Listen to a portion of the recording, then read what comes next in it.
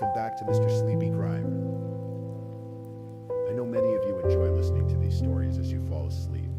So before you drift off, I'd love for you to leave a comment letting me know where in the world you're tuning in from. And if you're enjoying the story, don't forget to like and subscribe. It really helps the channel grow. Before we begin, I want to acknowledge that this story involves real people and real tragedies. We tell these stories not for entertainment, but to remember the victims and perhaps help others recognize the warning signs that could prevent similar tragedies. For the best experience, feel free to lower the volume a little, just enough to let the story gently carry you off to sleep. Alright, please get comfortable, dim the lights, and let's dive into tonight's first story. Tonight we're going to journey through a story that unfolds slowly like pages turning in the quiet hours. This is a tale of hidden truths, of a woman whose life seemed picture perfect from the outside, and of the relentless pursuit of justice that took 7 long years to find its conclusion. Get comfortable, adjust your pillow, let the weight of the day fall away as we walk together through this story. We'll take our time. There's no rush here, only the gentle unfolding of events that began on a spring morning in Denver, Colorado. This is the story of Stacy Feldman. Stacy Feldman was born on September 22nd, 1970, in Muncie, Indiana. She was the youngest of 3 sisters, the baby of the family, as they say. Her sister Susan would later describe her as Daddy's little girl, someone who brought light into every room she entered. Imagine a girl who loved the color pink, who was in every sense girly and vibrant and full of life. Stacy wasn't just living, she was the life of the party. The kind of person who made others feel seen and valued. From a young age, she knew what she wanted. While other children were still figuring out their dreams, Stacy's were crystal clear. She wanted to be a wife, a mother. She wanted to build a family. But as Stacy moved through her 20s and into her 30s, that dream seemed to drift just beyond her reach. Her friends were getting married. They were having children. Time kept moving, and Stacy was still waiting, still hoping to find that perfect partner who would make her dreams a reality. She dedicated herself to helping others while she waited. Stacy worked for a non-profit organization focused on finding a cure for primary sclerosing cholangitis, a rare liver condition. She understood suffering, she understood hope, and she poured both into her work. Then, in her mid-30s, Stacy met Robert Feldman. Everyone called him Bob. Bob was 14 years her senior, charismatic in the way that certain people can be. He made his way into her heart. As one friend would later recall, there was something about him that drew Stacy in, that made her believe this was finally it, her chance at the family she'd always wanted. They married in Montreal, at the Ritz, no less. Stacy wore a tiara. She was radiant, hopeful, stepping into what she believed would be her happily ever after. The couple settled in the suburbs of Denver, Colorado, and soon their family grew. First came their daughter, Sydney, and then their son, Charlie. On the surface, everything looked perfect. Stacy threw herself into motherhood with the same passion she brought to everything else. She became president of the parent-teacher organization at Southmore Elementary School, where her children attended. She was active at Temple Sinai, their synagogue. She was known in the community, loved by many, always organizing, always helping, always there. But beneath the surface, cracks were forming. Those who knew Stacy well, her sisters and closest friends, they saw what others didn't. The marriage was troubled. Bob had affairs. Not just one, several. He maintained different profiles on dating apps, using different names, different ages, different versions of himself depending on which woman he was pursuing. He was listed as a conservative Jew in his mid-50s on one app, a Reformed Jew in his mid-40s on another. The house was in Bob's name. The credit cards were in Bob's name. Everything was controlled by him, and Stacy felt trapped. The couple separated multiple times. They talked about divorce, but somehow they always ended up back together. Bob would promise to change, to go to therapy, to be better, and Stacy, perhaps thinking of her children, perhaps still holding on to the dream she'd built her life around, would take him back. Her sister Susan knew something else. Something that haunted the edges of Stacy's life. Stacy feared that Bob could leave her with nothing, that he could take her children from her. It was a fear that lived in the shadows of their marriage, unspoken but always there. Stacy was also dealing with health challenges. She had rheumatoid arthritis, a chronic condition that caused her pain and fatigue. Despite this, she continued working, continued being present for her children, continued showing up for her community. She had to work, really. Bob's employment record was poor, inconsistent. The financial burden often fell on Stacy's shoulders, even as she dealt with the pain in her joints, the exhaustion in her bone. So this was Stacy's life, as winter gave way to spring in 2015. A life that looked beautiful from a distance, but up close was threaded through with pain, control, betrayal, and fear. March 1st, 2015 was a Sunday. It was also the celebration of Purim, one of the most joyous holidays in the Jewish calendar. For children especially, it's magical. A day of costumes and carnivals, of hamantash and cookies and celebration. The morning started normally. Stacy's daughter, who was 9 years old at the time, would later remember coming downstairs for breakfast with her family. There was talking, nothing unusual. Her mother seemed happy. Everything felt like any other morning, but something had happened that morning that no one at the breakfast table knew about yet. Well, almost no one. Let's step back a few weeks. In February of 2015, Bob Feldman had created a profile on the dating app Tinder. He wasn't using his real name. He'd created the account under the name Robert Wolf. He matched with a woman named Susan McBride.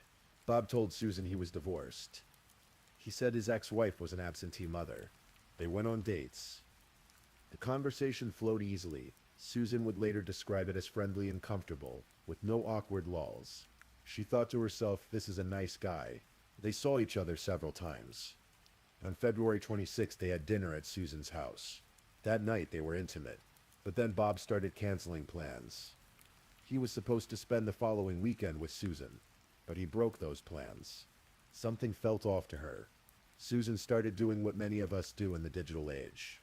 She started searching online. She couldn't find anything under the names Bob had given her, so she dug deeper. Eventually, she found Stacy Feldman's name on the website for Southmore Elementary School, where Stacy was listed as PTO president. The pieces weren't adding up. This didn't sound like an absentee mother. This sounded like someone who was very much present in her children's lives. Susan McBride found Stacy's email address. On the morning of March 1st, Susan sent Stacy an email asking a simple question. Were she and Robert Feldman actually separated? Imagine receiving that email. Imagine Stacy opening it, reading those words, the floor dropping out from under her. Stacy responded quickly. No, she wrote. They were not separated. She confirmed what Susan feared. Bob had lied. Stacy told Susan that Bob had cheated before. This wasn't new. But Stacy's next words were different from what they'd been in the past. I'm done with him, Stacy said. Then Stacy called Susan. It was shortly before 9 in the morning. Susan expected anger, expected to be yelled at, to be blamed. But Stacy was kind. She was sweet. She even apologized to Susan for what Bob had done to her. I'm so sorry he did that to you, Stacy said. The two women talked for a while. Susan got the impression that Stacy had been down this road before, that she was familiar with this particular kind of pain. But this time was different. This time Stacy said she was done. That conversation ended sometime before 9 o'clock. At 8:30 that morning, Bob had taken Sydney and Charlie to religious school at Temple Sinai. Stacy was supposed to pick them up at noon and take them to the Purim Carnival. The children were excited. Sydney had prizes she'd won that she couldn't wait to show her mother. But noon came and went. Stacy didn't arrive. The school started calling. No answer. They tried again. Still nothing. Finally, they called Bob. Bob picked up the children. He took them to a bicycle shop. Then he took them to the carnival. The carnival Stacy was supposed to take them to. The children played, won prizes, ate treats. Their father was with them, but their mother was missing, and no one knew why. Around 3 o'clock in the afternoon, Bob brought Sydney and Charlie home. The children walked into the house. Sydney headed upstairs, eager to show her mother the prizes from the carnival. But Bob stopped her. He told her to go back downstairs and put her coat away. Then from somewhere above, Bob screamed. There was an emergency, he shouted down to Sydney. Go to the neighbor's house. Now, at 3:51 p.m., Bob called 911. "My wife is in the shower and she's not moving," he told the dispatcher. His voice was frantic, urgent. "What do I do, please? Help me." The dispatcher asked questions, gave instructions. Bob said he was pulling Stacy out of the shower, that he was performing CPR. The dispatcher stayed on the line, guiding him through the compressions. Paramedics arrived within minutes. They rushed into the house and found Stacy lying on the bathroom floor. Bob told them he'd pulled her from the shower, where the water had been running. He said he'd found her unresponsive and immediately called for help. But the paramedics noticed something odd. The bathroom floor was dry. If Bob had pulled Stacy from a running shower, if water had been cascading down as he performed CPR, the floor should have been wet. It should have been soaked, but it wasn't. They worked on Stacy anyway, trying everything they could to bring her back. But it was too late. She was pronounced dead at the scene. Stacy Feldman was 44 years old. When Detective Randall Dennison arrived at the scene, he observed Bob Feldman carefully. The firefighters and paramedics had their own observations too. They described Bob as overdramatic and purposely not cooperative. One detective noted that Bob seemed to be acting as if in shock or confused, but it felt performative, like someone trying too hard to appear a certain way.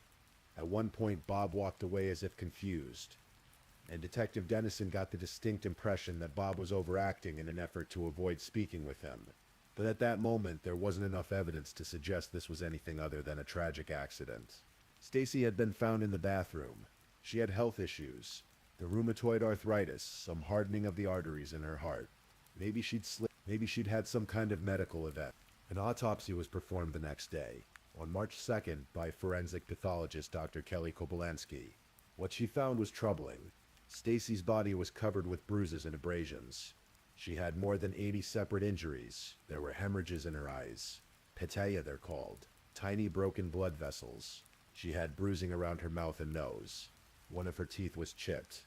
These were not injuries consistent with a simple slip and fall in the shower. But Dr. Kobolansky couldn't determine exactly what had killed Stacy. There were no internal injuries that would explain her death. Further testing would be needed. Bob had actually called the coroner's office the day after Stacy's death and asked them not to perform an autopsy. They did one anyway. The toxicology results came back. Bob had told investigators that Stacy had consumed a marijuana edible at a party the night before she died. He said this might explain what happened, but the toxicology report showed no marijuana in Stacy's system. None at all. Bob had also pointed out that Stacy had been wearing 2 fentanyl patches, suggesting maybe she'd overdosed accidentally. But again, the toxicology report showed no fentanyl in her system. Nothing was adding up. But without a clear cause of death, without definitive proof of homicide, the investigation stalled. Dr. Kobolansky's final report listed Stacy's cause of death as undetermined. And so, as the days turned to weeks, and then months, it seemed as though what happened to Stacy Feldman might remain a mystery forever. 3 months passed. Summer arrived in Denver, and then in June of 2015, Detective Dennison received a phone call that would crack the case wide open. The call came from Susan McBride. Susan had tried to move on after her brief relationship with Bob Feldman. She'd gone on other dates, tried other apps, but something had been nagging at her. She decided to do another internet search, curious about whether Bob and Stacy had ultimately gotten divorced. Instead of divorce records, Susan found something else. Stacy Feldman's obituary. The date jumped out at her immediately. March 1st, 2015. The same day Susan had emailed Stacy. The same day they'd spoken on the phone. The same day Stacy had said, "I'm done with him." Stacy had died just hours after learning about Bob's affair. Hours after telling Susan she was finally finished with her husband. Susan became physically ill when she realized the connection.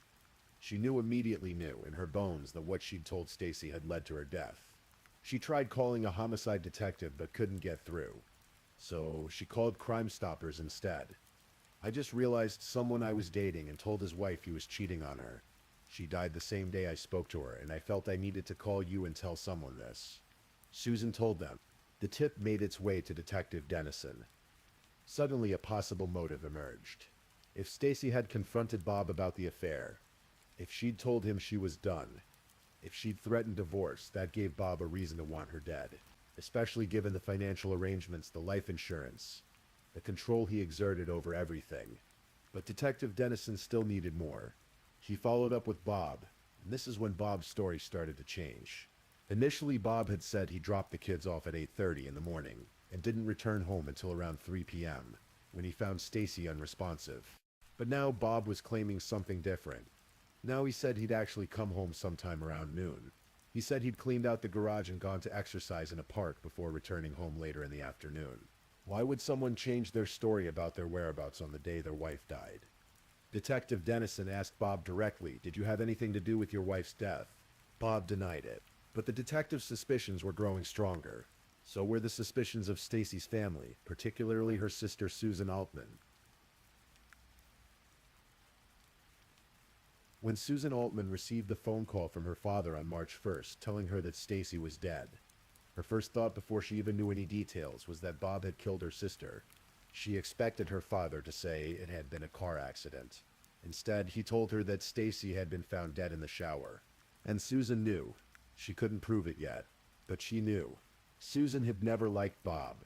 From the very beginning, she'd had bad feelings about him.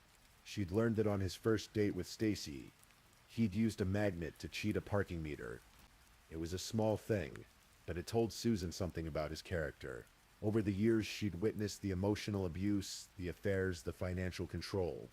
She'd seen how Bob manipulated Stacy, how he promised to change but never did.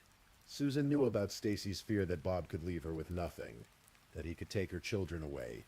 She'd watched her sister suffer in that marriage, watched her separate and reconcile over and over.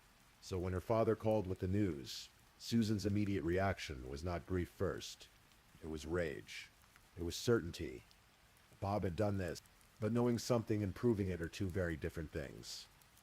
Susan made it her mission to find justice for her sister. She devoted the next 7 years of her life to this cause, even when others told her to let it go. Even when they saw how it was consuming her, affecting her own life and health. Susan stayed in regular contact with Detective Dennison.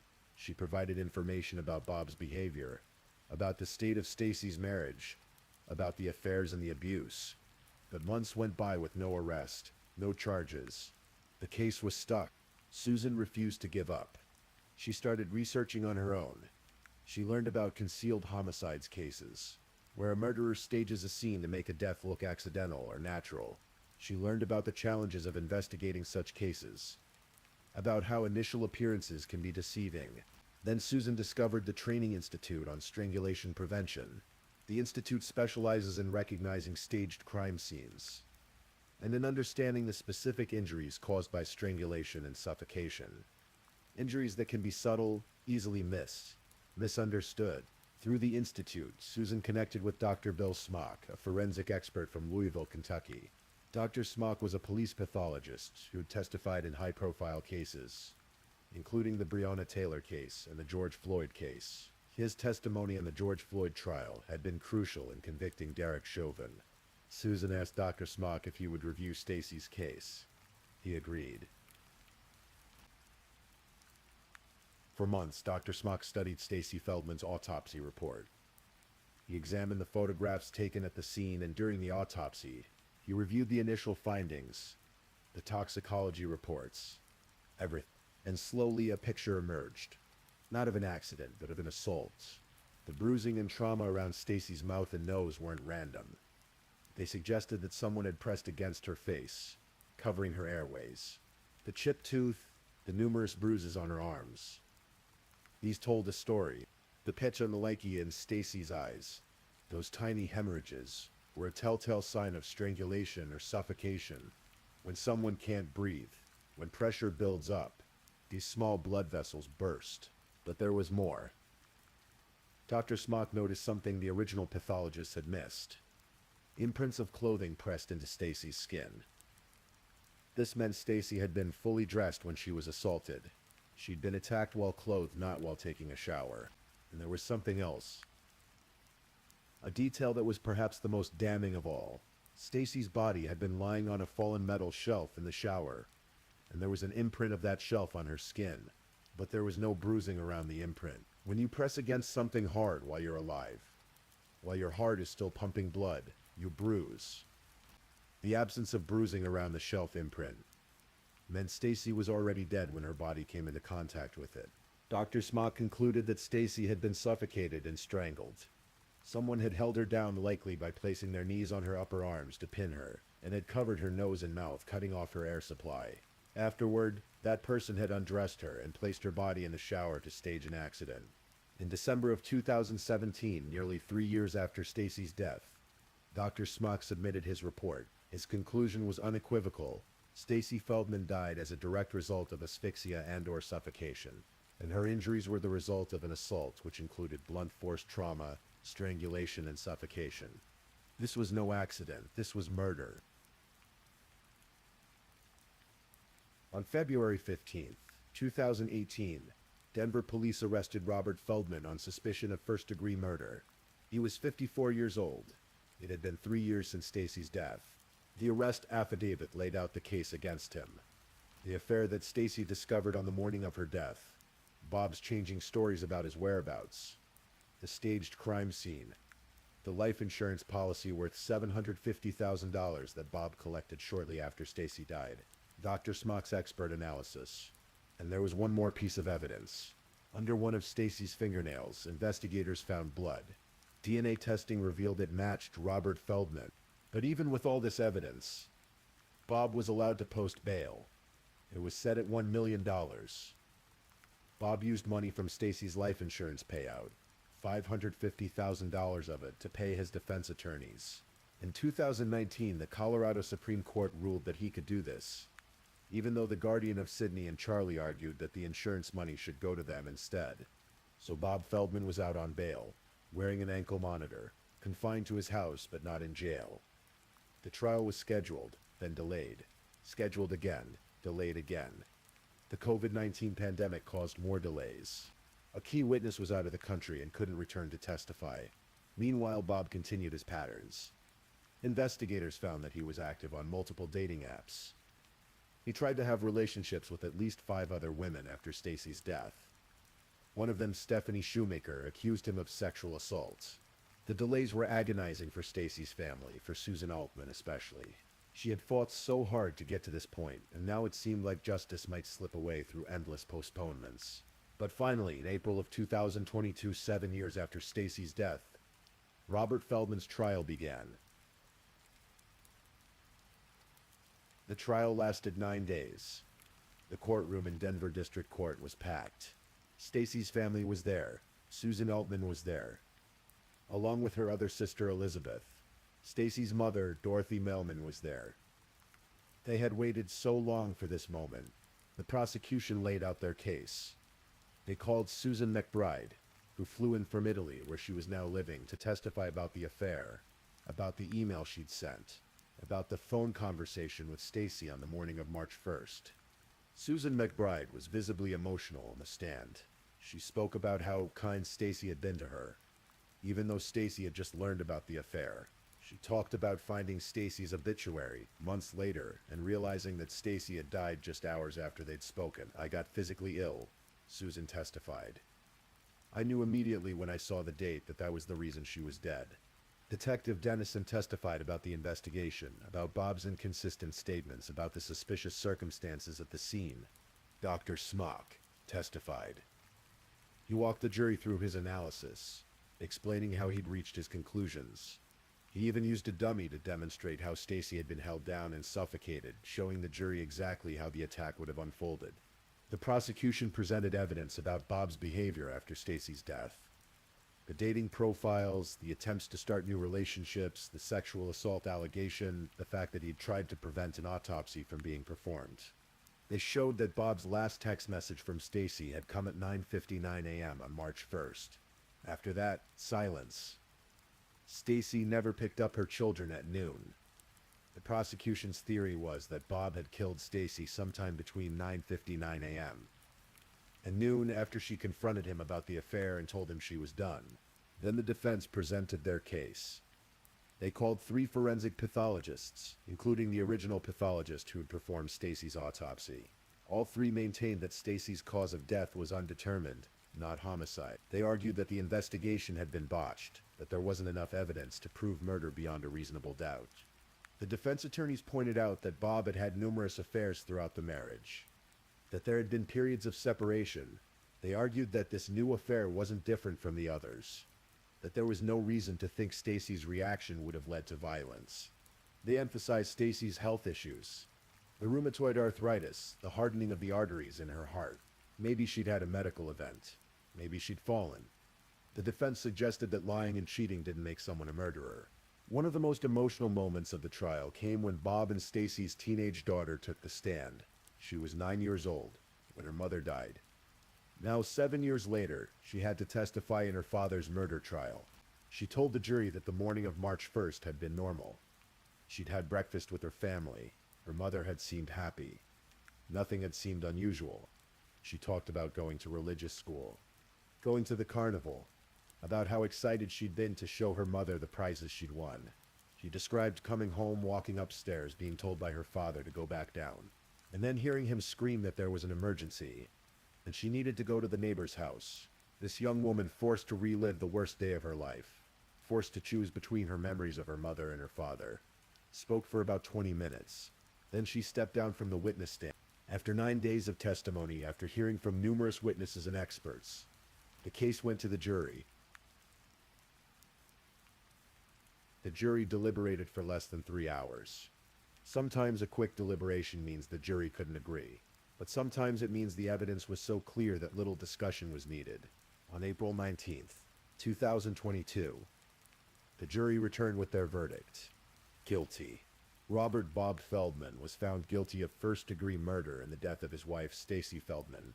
The courtroom erupted. Stacy's family wept. Susan Altman, who had spent 7 years fighting for this moment, who had refused to give up even when it seemed hopeless, finally had the answer she'd been seeking since that phone call from her father 7 years earlier.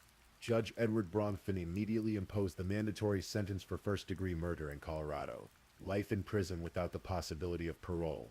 During the sentencing, Stacy's mother, Dorothy Melman, addressed the court. She addressed Bob directly. Her words were full of pain and anger and grief.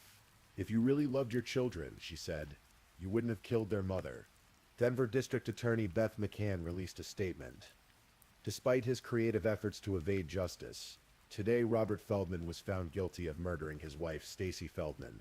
I am extremely proud of the outstanding work by our prosecutors, investigators, victim advocates, support staff, and the Denver police detectives who never gave up on securing justice for Stacy. Robert Feldman was taken directly into custody. He is now serving his sentence at the Sterling Correctional Facility in Sterling, Colorado, where he will spend the rest of his life. The case of Stacy Feldman is now studied as an example of a concealed homicide, a murder staged to look like an accident. It's taught at the Training Institute on Strangulation Prevention. Investigators around the country learn from it, understanding now how important it is not to take a crime scene at face value, how crucial it is to look deeper, to question the obvious explanations. Susan Altman has spoken publicly about her sister's case, about the signs of domestic violence that were there all along. But that seems so easy to overlook from the outside. The controlling behavior, the financial abuse, the infidelity, the separations and reconciliations. These are patterns that, looking back, painted a clear picture. But in the moment, when you're living through it, when you're the person suffering, it's not always so simple. Stacy's legacy lives on, and the changes her case has inspired in how investigators approach suspicious deaths. It lives on in the awareness her story has raised about concealed homicides and domestic violence. It lives on in the memories of those who loved her, the PTO parents at Southmore Elementary who remember how dedicated she was, the friends who remember her kindness, the family who remember her light. And it lives on, of course, in Sydney and Charlie, her 2 children. They lost their mother when they were just 9 and 6 years old. They grew up and had to testify against their father. They had to process the incomprehensible, that the person who was supposed to protect them had taken away the person who loved them most. The case took 7 years from Stacy's death to reach its conclusion. 7 years of fighting, of investigating, of refusing to let the truth stay buried. 7 years driven by one woman's determination to find justice for her sister. Susan Altman, who answered that phone call from her father and immediately knew in her heart what had happened. Susan, who spent years of her life pursuing the truth. Who connected with Dr. Smock, who refused to give up even when the case seemed impossible. In the end, it wasn't just the physical evidence that convicted Robert Feldman. It was the cumulative weight of his lies, his behavior, his attempts to control the narrative. It was Susan McBride's courage in coming forward. It was Dr. Smock's expertise in seeing what others had missed. It was Detective Dennison's instincts telling him something was wrong from the very beginning. And it was Stacy herself, in a way. The person she was, the life she'd built, despite the pain she endured. The love she'd poured into her children and her community, all of it painted a picture of someone who deserved justice, who deserved to have the truth told. On March 1st, 2015, a Sunday morning that started with breakfast and a Purim carnival, Stacy Feldman told another woman, a stranger really, that she was done. She was done with the lies, done with the betrayals, done with a marriage that had brought her so much pain. Those were some of the last words Stacy spoke. I'm done with them. She should have had the chance to walk away, to start over, to build the life she deserved with her children. But someone decided that wasn't going to happen. Someone decided that control mattered more than her life, more than truth, more than those two children who would grow up without their mother. Justice took 7 years, but it came, and now Stacy's story serves as a reminder that sometimes the truth is hidden beneath carefully constructed lies. That sometimes what looks like an accident is actually something darker. And that sometimes it takes the fierce love of a sister to uncover what really happened. If this is your first time listening to one of our true crime stories, welcome to Mr. Sleepy Crime, where we explore these cases in a calm and respectful way. I also want to take a moment to appreciate my amazing subscribers who've been rocking with me. Thank you so much for your continued support. If you're still awake and listening, don't forget to drop a comment.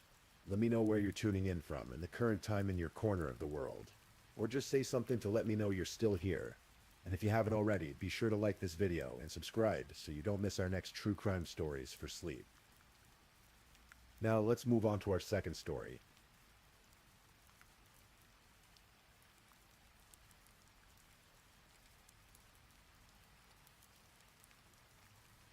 Story 2. Tonight we're going to explore a mystery that has lingered for over a decade in a quiet Texas suburb. A story of love, jealousy, and questions that remain unanswered. The story begins not with tragedy, but with a young man full of life and possibility. Jonathan Michael Cruz was born on June 10th, 1986 in Newport Beach, California. On a warm summer day, he came into the world as the first child of John and Pamela Cruz, and he would eventually be joined by a younger brother, Christian, and a sister, Danielle. His father, John, was both a lawyer and a pastor at Heartland Church, a non-denominational congregation in Carrollton, Texas. His mother, Pam, was an artist who chose to stay home and raise their 3 children with love and devotion. The Cruz family eventually settled in Irving, Texas, where Jonathan grew up surrounded by warmth and faith. He was by all accounts a quiet child, with strangers but quick to smile among those he knew. Tall and gangly as a teenager, Jonathan discovered a love for music, teaching himself to play bass guitar. He listened to Ozzy Osbourne and Green Day with fervent enthusiasm until, to his mild embarrassment, he learned his mother liked them too. But Jonathan's interests stretched far beyond music. During summer visits to his grandfather in Montana, young Jonathan learned something that would become a lifelong passion: firearms. His grandfather, Michael Christensen, was a careful teacher. When Jonathan was just 7 years old, his grandfather sat him down and explained the gravity of handling weapons. With guns, people don't get second chances, his grandfather told him firmly. They don't jump up and go back to fighting like in the video games. Jonathan took these lessons to heart. He learned to recite safety rules until they became second nature. His grandfather wouldn't let him touch a gun until he could be trusted completely. As Jonathan grew older, his skill and respect for firearms grew with him. He shot competitively and eventually owned several guns, including a Sig Sauer 9mm pistol that he kept with the same careful responsibility his grandfather had taught him. Jonathan graduated from Carrollton Christian Academy and went on to Baylor University, where he earned a Bachelor of Arts degree in history in 2009. At Baylor, he roomed with Jacob Ramsey, a friend he'd known since the ninth grade. Jacob would later recall that Jonathan was this super athletic, good-looking guy whom he admired deeply. At Baylor, Jonathan also developed an unexpected companion, a corgi named Ulysses, a gift from his mother while he was studying. After graduation, Jonathan worked at Dillard's department store, managing the men's section while he saved money for his future. His sister Danielle remembered how he would shower her with gifts, shoes and coats and purses bought with his employee discount, leaving them on her bed with made-up excuses to send her to her room. His father would later describe Jonathan as a Renaissance man, someone who was well-read and always seeking adventure. He loved martial arts and the classics. His father would sometimes tease him about his truck and shotgun, calling him a redneck. "I am not a redneck," Jonathan would protest with a grin. "I'm a Southerner." By February of 2014, Jonathan had moved into a career he truly cared about. At 27 years old, he was working as the Center Operations Director at Concentra, a healthcare company where he managed an occupational health and urgent care center. His colleagues remembered him as someone with a magnetic personality and keen wit. Once he even threw a surprise baby shower for a coworker and his wife. Jonathan wanted a family of his own. He fell hard in relationships, giving everything he had, always hoping to find the woman he would marry. A former girlfriend, Hamata Jadin, recalled that Jonathan told her he wouldn't lead her on if he didn't see a future together. He was honest, sometimes to a fault, about what he wanted from life. And in late 2013, it seemed he might have found what he was looking for. Jonathan's mother and sister were taking classes at Wuyi Shaolin, a martial arts school located in a strip mall in Coppell, Texas. It was there, in the fall of 2013, that Jonathan met Brenda Lazaro. Brenda was 26 years old, just a year younger than Jonathan. She had been studying Tai Chi and Kung Fu since 2006. When she first started at North Lake College, she was quiet and shy when she first joined Wuyi Shaolin. But over time, she had blossomed into a dedicated student. She graduated from the University of Texas at Arlington in 2011 with a degree in Spanish and had become an assistant instructor at the martial arts school. Henry Sue, the school's master instructor, thought highly of Brenda. He saw her as part of the school's family, hardworking and reliable. "Everybody likes her," he would later say. "She doesn't say very much, but she's appropriately friendly." For Jonathan and Brenda, the connection seemed immediate and intense. They began dating in November of 2013. Just 3 months into their relationship, Jonathan made a significant decision.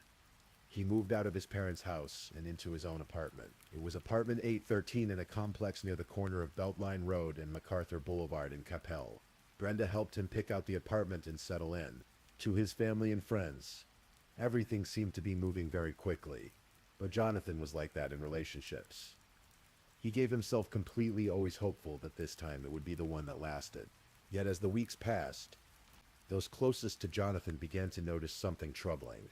The relationship that had started with such promise was showing cracks. Brenda, friends observed, seemed possessive, jealous.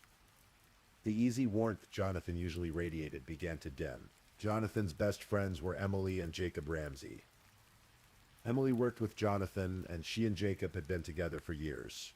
Jonathan had actually introduced the couple. In late 2013, Emily and Jacob went on a double date with Jonathan and Brenda, hoping to get to know her better. The evening started well enough, but Emily noticed something strange. When she and Jonathan greeted each other with a friendly hug, hello, as they always did, Brenda's demeanor changed instantly. Her face darkened. The jealousy was palpable, hanging in the air like smoke. Emily tried to brush it off, but the incident stayed with her. It seemed so out of proportion, so possessive for such an innocent gesture between old friends. 2 months later, in early February of 2014, Jonathan sent his sister Danielle a series of text messages. He was troubled, trying to work through a problem. Brenda was fighting with him over his friendship with Emily.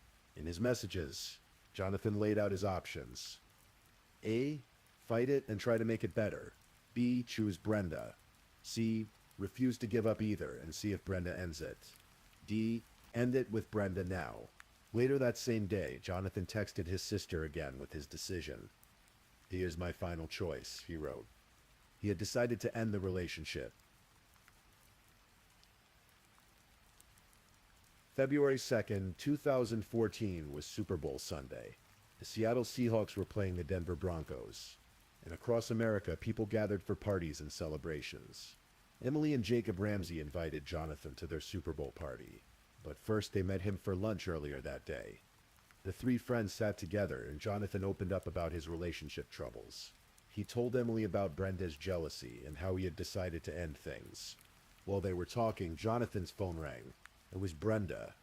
Jonathan looked at Emily and said, "She wants to talk to you." Emily took the phone, and immediately Brenda's voice came through, sharp and angry. She started yelling at Emily, calling her a disrespectful little girl. "You hug my man." "That's so rude," Brenda said, her voice rising. Emily was taken aback. She tried to remain calm, but the intensity of Brenda's anger was unsettling.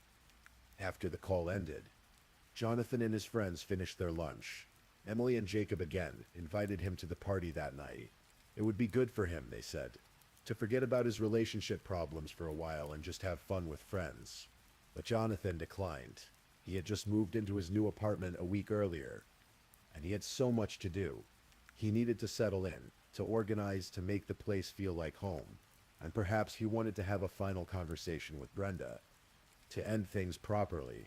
So Jonathan hugged his friends goodbye and returned to apartment 813. The Seahawks demolished the Broncos that night, 43-8. It was a game that would be remembered for years. But for Jonathan Cruz, the game would be the backdrop to something far more tragic. Around 10:52 that night, Emily received a text from Jonathan's phone. It was brief, unsettling in its simplicity. "I want to die." Emily stared at the message. This wasn't how Jonathan texted. He usually sent long messages, or a bunch of messages one after another, his thoughts spilling out in a stream, not just one short cryptic sentence. "That's so weird," Emily thought. She texted back immediately. "Hey love, are you okay? What's going on?" But there was no response. She tried calling. Once, twice. Multiple times the calls went unanswered. Emily felt a knot forming in her stomach, a sense that something was very wrong. But what could she do? She waited, hoping Jonathan would call back, that there was some explanation. At 11:30 that night, a call came into the Koppel Emergency Dispatch Center. 911, what's your emergency? The voice on the other end was already crying, words tumbling out in a panic. "Oh my God! Oh my God!" The dispatcher tried to stay calm, tried to understand. "Ma'am, I need you to calm down. Where are you?" "At the apartments," the woman shrieked. "Which apartments are you in?" the dispatcher asked, clearly seeking the name of the complex. 813, Brenda Lazaro screamed into the phone. She repeated the apartment number twice before finally saying she was near the corner of Beltline Road and MacArthur Boulevard in Koppel. But there was a problem. Brenda couldn't remember the name of the apartment complex. She'd helped Jonathan pick out this very apartment just weeks ago, had been there countless times, but now, in this moment, she claimed not to know the address. The recording of that call is difficult to listen to. It stretches on for more than 8 minutes, a series of nightmarish screams and frustrating misunderstandings, as dispatchers tried to figure out exactly where to send help. They told Brenda to get the address from neighbors. She could be heard knocking on doors, the sounds echoing through the phone. "We were just having a discussion and we were just talking," Brenda explained, between gasps. "He just said that he loved me and I didn't believe him. He said he was going to prove that he loves me. I didn't know he had a gun." According to Brenda, she and Jonathan had been eating Chinese takeout and watching television. They'd been talking about their relationship. Jonathan was in bed, and she was sitting on the floor at the foot of the bed. They'd argued earlier about another woman, about Emily, about Jonathan's friendship that Brenda saw as a threat. Then Brenda said Jonathan told her to cover her ears. He said, "Baby, I love you so much, you are my world, and I will prove it to you." And then came the sound of a gunshot. By the time paramedics arrived at 11:40, it was already too late. They found 27-year-old Jonathan Cruz lying in his bed. The covers were pulled up to his waist. His arms were extended. There was a gunshot wound on the left side of his chest. He was dead. The bullet from his own Sig Sauer 9mm had passed through his heart, his lungs, and his liver, then exited the right side of his back and lodged itself in the mattress beneath him. The gun was sitting next to him on top of the blanket. When the Capel police began their investigation, troubling inconsistencies emerged almost immediately. First, there was the timing. A neighbor reported hearing a gunshot before 11 o'clock that night. Yet Brenda didn't call 911 until 11:30. What happened in that gap of time? Why the delay? Then there were the physical details of the scene. Jonathan was right-handed, yet he'd been shot on the left side of his chest. The bullet's trajectory, passing through his body at a downward angle, seemed inconsistent with someone shooting themselves. Forensic testing revealed gunshot residue on Brenda's hands, and on one of Jonathan's hands, specifically on the back of his right hand, but not on his palm or his left hand. If someone shoots themselves, experts noted you'd typically expect residue on the palm on the hand that pulled the trigger. Jonathan also had a shoulder injury that would have made it difficult, perhaps impossible, for him to hold the gun at the angle required for the wound he sustained. The gun itself raised questions. When police found it, it had no magazine. The magazine was later discovered in a tie drawer, separate from the weapon. Why would someone planning to shoot themselves remove the magazine? In the initial search warrant executed the day after Jonathan's death, a Capel police investigator wrote that he suspected the death was a homicide. The gun was listed in the affidavit as a murder weapon. The document stated, "He hereby charges and accuses that Brenda Lazaro has committed murder, a violation of Penal Code 19.02, a felony." But despite this early suspicion, no charge was ever filed. Brenda spoke to police initially, answering their questions. But then she hired an attorney who told police they couldn't interview her anymore. Without her cooperation, and with so many unanswered questions, the investigation stalled. The Dallas County Medical Examiner's Office performed an autopsy. They determined that Jonathan died from a gunshot wound to the chest. But when it came to the manner of death, whether it was suicide, homicide, or accident, they made an unusual ruling: undetermined. This designation was rare. Between April 2011 and January 2016, out of roughly 12,500 death cases the medical examiner handled, less than 4% were ruled undetermined. Jonathan's case was one of them. Pamela Cruz knew immediately that something was wrong with the official story. A mother knows her child, knows them in a way that transcends evidence and investigation. "He didn't do this," she said firmly. "I know he didn't do it." Jonathan's family couldn't accept that their son, their brother, had taken his own life. Everything they knew about him contradicted it. He wasn't depressed. He had plans for his future. He'd just moved into a new apartment and was excited about making it his own. He'd decided that very day to end his relationship with Brenda and move forward with his life. And Jonathan knew guns. He'd been trained since he was 7 years old. He understood firearm safety better than most. If he had wanted to harm himself, would he have done it in such an unusual way? The days after Jonathan's death were surreal for his family. Brenda stayed with them immediately after the shooting, sleeping in their home. But then she didn't come to Jonathan's viewing. She didn't attend his funeral. Hours after the funeral, Jonathan's sister Danielle, who had been friends with Brenda for years, said Brenda went crazy. She was complaining that she wasn't involved enough in the funeral arrangements. She wanted the service to be about her and her love for Jonathan. That's really selfish. Danielle thought at the time. Later, Brenda sent Danielle a series of text messages.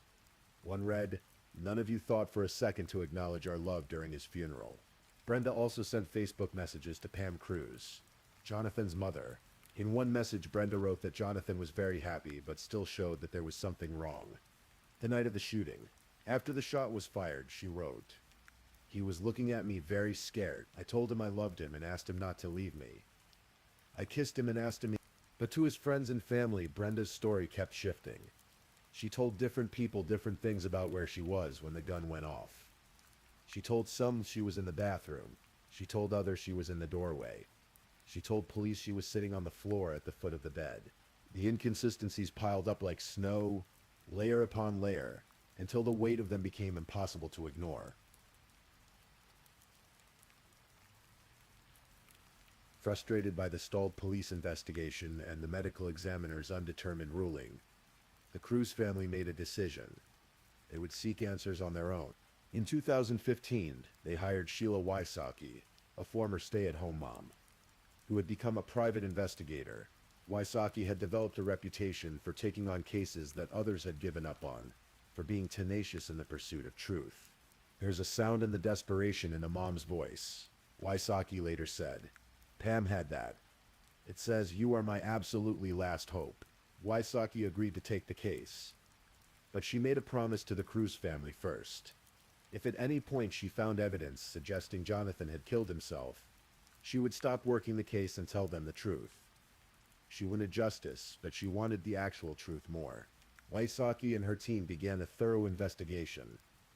They requested Jonathan's phone and computer from the Koppel police.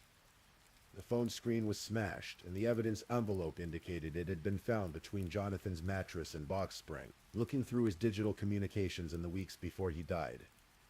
Wysocki found no indications that Jonathan was depressed or suicidal, but she did find evidence of how often he and Brenda fought. Text conversations and Facebook messages revealed a pattern of arguments and Brenda's possessive behavior. 3 weeks before the shooting, Brenda had asked Jonathan via Facebook what he would do if they lived together and got in a fight. "I would sleep," Jonathan had responded, "just like I did tonight." It was clear the relationship had been troubled for some time. Wysocki tracked down the food delivery driver who had brought Chinese takeout to Jonathan's apartment that night. The driver remembered the delivery clearly. He told Wysocki that the couple had been fighting loudly when he arrived. Their voices carried through the apartment door, angry and intense. Then Wysocki contacted Matthew Kirk, one of Brenda's ex-boyfriends. What he told her was chilling. Matthew and Brenda had dated for 4 years while they were both students at Northlake College, meeting in a kung fu class. According to Matthew, Brenda had shown signs of jealousy throughout their relationship. In one instance, when he planned to visit his sister-in-law at the hospital after she'd given birth, Brenda became angry and disapproved, but it was the way their relationship ended that truly alarmed Wysocki. Matthew told her that when he tried to break up with Brenda, she showed up at his mother's house with a pair of scissors. He had to call 911 for help. A pattern was emerging, a portrait of someone who didn't handle rejection well, whose jealousy could turn frightening. Wysocki also consulted with forensic experts about the physical evidence. The bullet trajectory bothered her. Jonathan was right-handed, yet he was shot on the left side of his chest. For him to have shot himself, he would have had to hold the gun at a downward angle, pointing toward his own heart. Given his shoulder injury and his familiarity with firearms, it seemed highly unlikely. If you're going to kill yourself, generally you shoot in the mouth. You shoot upward. Wysocki explained. You don't lay down, getting ready for bed, and shoot yourself. And there was something else that caught Wysocki's attention. In the 911 call, Brenda had said Jonathan was shot in the heart. How did she know that? In the chaos and trauma of the moment, how could she be so specific about where the bullet had struck? What's interesting is in the 911 call, Brenda says he was shot in the heart. Wysocki noted, "I believe that's exactly where she was aiming. He broke her heart that night by breaking up with her." After months of investigation, Wysocki put together a comprehensive file and brought it to the Koppel Police Department, hoping it would be enough to reopen the case as a homicide investigation. But the police weren't interested. The case remained inactive, gathering dust. In January 2016, nearly 2 years after Jonathan's death, his family filed a civil wrongful death lawsuit against Brenda Lazaro. They were seeking more than $1 million in damages. But more importantly, they were seeking something the criminal justice system hadn't given them, answers. The civil case moved slowly through the courts. Depositions were taken. Friends from the Kung Fu school testified that they didn't think Brenda was capable of murder, that she was kind and hardworking, but they also admitted they hadn't known about her jealousy or the volatile nature of her relationship with Jonathan. The trial was finally scheduled for September of 2022, more than 8 years after Jonathan's death. Brenda, who had since married and changed her name to Brenda Kelly, sat in the courtroom with her husband. She wore a mask, as was common in the post-pandemic era. During breaks, she leaned on her husband's chest, seeking comfort. When she was called to the stand, the courtroom fell silent. This was the moment everyone had been waiting for. For over 8 years, Brenda had maintained her silence. Now, finally, she would have to answer questions under oath. The Cruz family's attorney, Thomas Shaw, stood and began his questioning. He asked her about that night, about her relationship with Jonathan, about the inconsistencies in her story. but Brenda's answer was the same. Again and again and again for an hour and a half. I respectfully invoke my privilege against self-incrimination. She invoked the Fifth Amendment for every single question.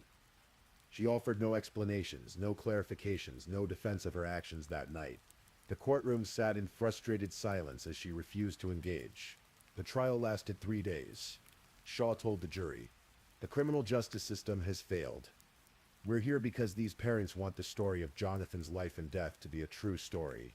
A Houston homicide detective testified about the bullet trajectory and how it made suicide nearly impossible given Jonathan's position and injuries. Expert witnesses walked through the forensic evidence. Jonathan's friends testified about his character, his love of life, his plans for the future. Emily Ramsey took the stand, tears streaming down her face as she recounted that final lunch with Jonathan, the strange text message, the unanswered phone calls. Brenda's attorney, Andrew G., told the jury they would hear a lot of speculation, conjecture from the plaintiffs. He argued that Brenda had rendered aid to Jonathan, called for help, and cooperated with the police investigation initially. He maintained that Jonathan had taken his own life. After 3 days of testimony, the 6-person jury deliberated for about 2.5 hours. In civil cases, only 5 votes are needed for a verdict. They needed to determine if it was more likely than not, more than 50% probable, that Brenda Kelly had killed Jonathan Cruz. When they returned, their verdict was unanimous. All 6 jurors agreed. They found Brenda Kelly responsible for Jonathan Cruz's death. The jury awarded the Cruz family $206 million in damages, exceeding their requested amount of $129 million. Jury foreman Eddie Brown later told reporters what had convinced them. "The biggest thing that led us to our decision was the trajectory of the bullet," he said. "The evidence simply didn't support her version of the story." When the verdict was read, Brenda Kelly faced forward in her seat. A member of her legal team wrapped an arm around her shoulders. Pam Cruz, Jonathan's mother, felt a wave of emotion wash over her. "I feel like my son's vindicated," she said, tears in her eyes. "That's all I wanted. It wasn't a criminal conviction." Brenda Kelly would not go to prison. She had never been arrested, never been charged with a crime. The standard of proof in a civil trial is much lower than in a criminal case, as her attorney was quick to point out. "Well, we've heard the jury's verdict, and Brenda maintains her innocence as she has from the beginning," Andrew G. said after the trial. "It's important for people to realize the standard of proof and the amount of evidence needed in a civil court is very low, but we respect the decision of the jury." Today, more than 10 years after that February night, the case of Jonathan Cruz remains officially undetermined. The Coppell Police Department has stated that the case is inactive unless new evidence is discovered. Police Chief Danny Barton called it a tragic situation in which a life was lost, but he declined to say more, noting that new facts could still be discovered. Brenda Kelly, formerly Brenda Lazaro, has never been charged with any crime related to Jonathan's death. She is married now, has a daughter, and continues to work as an assistant instructor at the Wu Yi Shaolin Martial Arts School. She has maintained her innocence throughout, speaking only through her attorneys. The $206 million judgment against her remains largely symbolic. It's unlikely the Cruz family will ever collect more than a small fraction of that amount. But that was never really the point. For Pam and John Cruz, for Christian and Danielle, the civil trial gave them something they desperately needed: validation. A jury of 6 people had looked at all the evidence, heard all the testimony, and concluded that Jonathan did not take his own life. Someone else pulled that trigger. Pam Cruz has not given up her fight for justice. In May of 2024, she traveled to Washington, D.C., along with 3 other families whose loved ones died under suspicious circumstances. They met with the offices of Senator John Cornyn and Representatives Beth Van Dyne and Colin Allred, asking for help. They want special prosecutors appointed for cases like Jonathan's, where local authorities may have bungled investigations. They want a liaison between families and government agencies. They want to prevent other families from experiencing the frustration and heartbreak they've endured. "We're not going in demanding. We're not going in wanting to get a law passed," said Sheila Wysocki, who organized the trip. "We're going in asking for help. How can we do things better?" For Pam Cruz, the mission is personal and urgent. "She took our son and then she walked away," Pam said in an interview with Dateline. "That's not something a mother ever lets go. The story has been featured on multiple true crime shows, including ABC's 2020, NBC's Dateline, and Investigation and Discovery. Each telling has brought renewed attention to the case, kept Jonathan's memory alive, and put pressure on authorities to take another look. As we come to the end of this story, we're left with more questions than answers, as is so often the case in these mysteries. Did Jonathan Cruz take his own life on that Super Bowl Sunday in 2014, or did someone else pull the trigger? Why were there so many inconsistencies in Brenda's story? Why couldn't she remember the address of the apartment she'd helped Jonathan choose? Why was there a delay between the gunshot a neighbor heard and the 911 call? Why did her account of where she was in the room keep changing? And perhaps most haunting, what happened in apartment 813 that night? What were the final words spoken? What led to that fatal gunshot that took the life of a 27-year-old man with his whole future ahead of him? Jonathan was someone who loved deeply, who gave everything to the people in his life. He was the kind of person who would surprise a coworker with a baby shower, who would shower his sister with gifts for no reason, who dreamed of having a family of his own someday. He was a history graduate who played bass guitar and loved classic rock. He was a careful gun owner who had been trained since childhood in firearm safety. He was a friend who showed up, who cared, who made people laugh. He deserved better than an undetermined death. He deserved better than a case that went cold. He deserved justice. His family continues to fight for him, because as his mother said, he can't speak that we can. He would do this for us. And so the mystery of Jonathan Cruz remains open, a tragedy that continues to echo through the lives of everyone who knew him and loved him. Perhaps someday new evidence will emerge. Perhaps someday the full truth will finally come to light. Until then, all we can do is remember Jonathan as he was. A kind soul, a loyal friend, a beloved son and brother whose life ended far too soon. If you're still awake and listening, check whether you've left your little goodnight comment. I always check your comments before I sleep too. And if you haven't already, don't forget to like this video and subscribe so you don't miss our next true crime stories for sleep. Meanwhile, let's move on to our third story.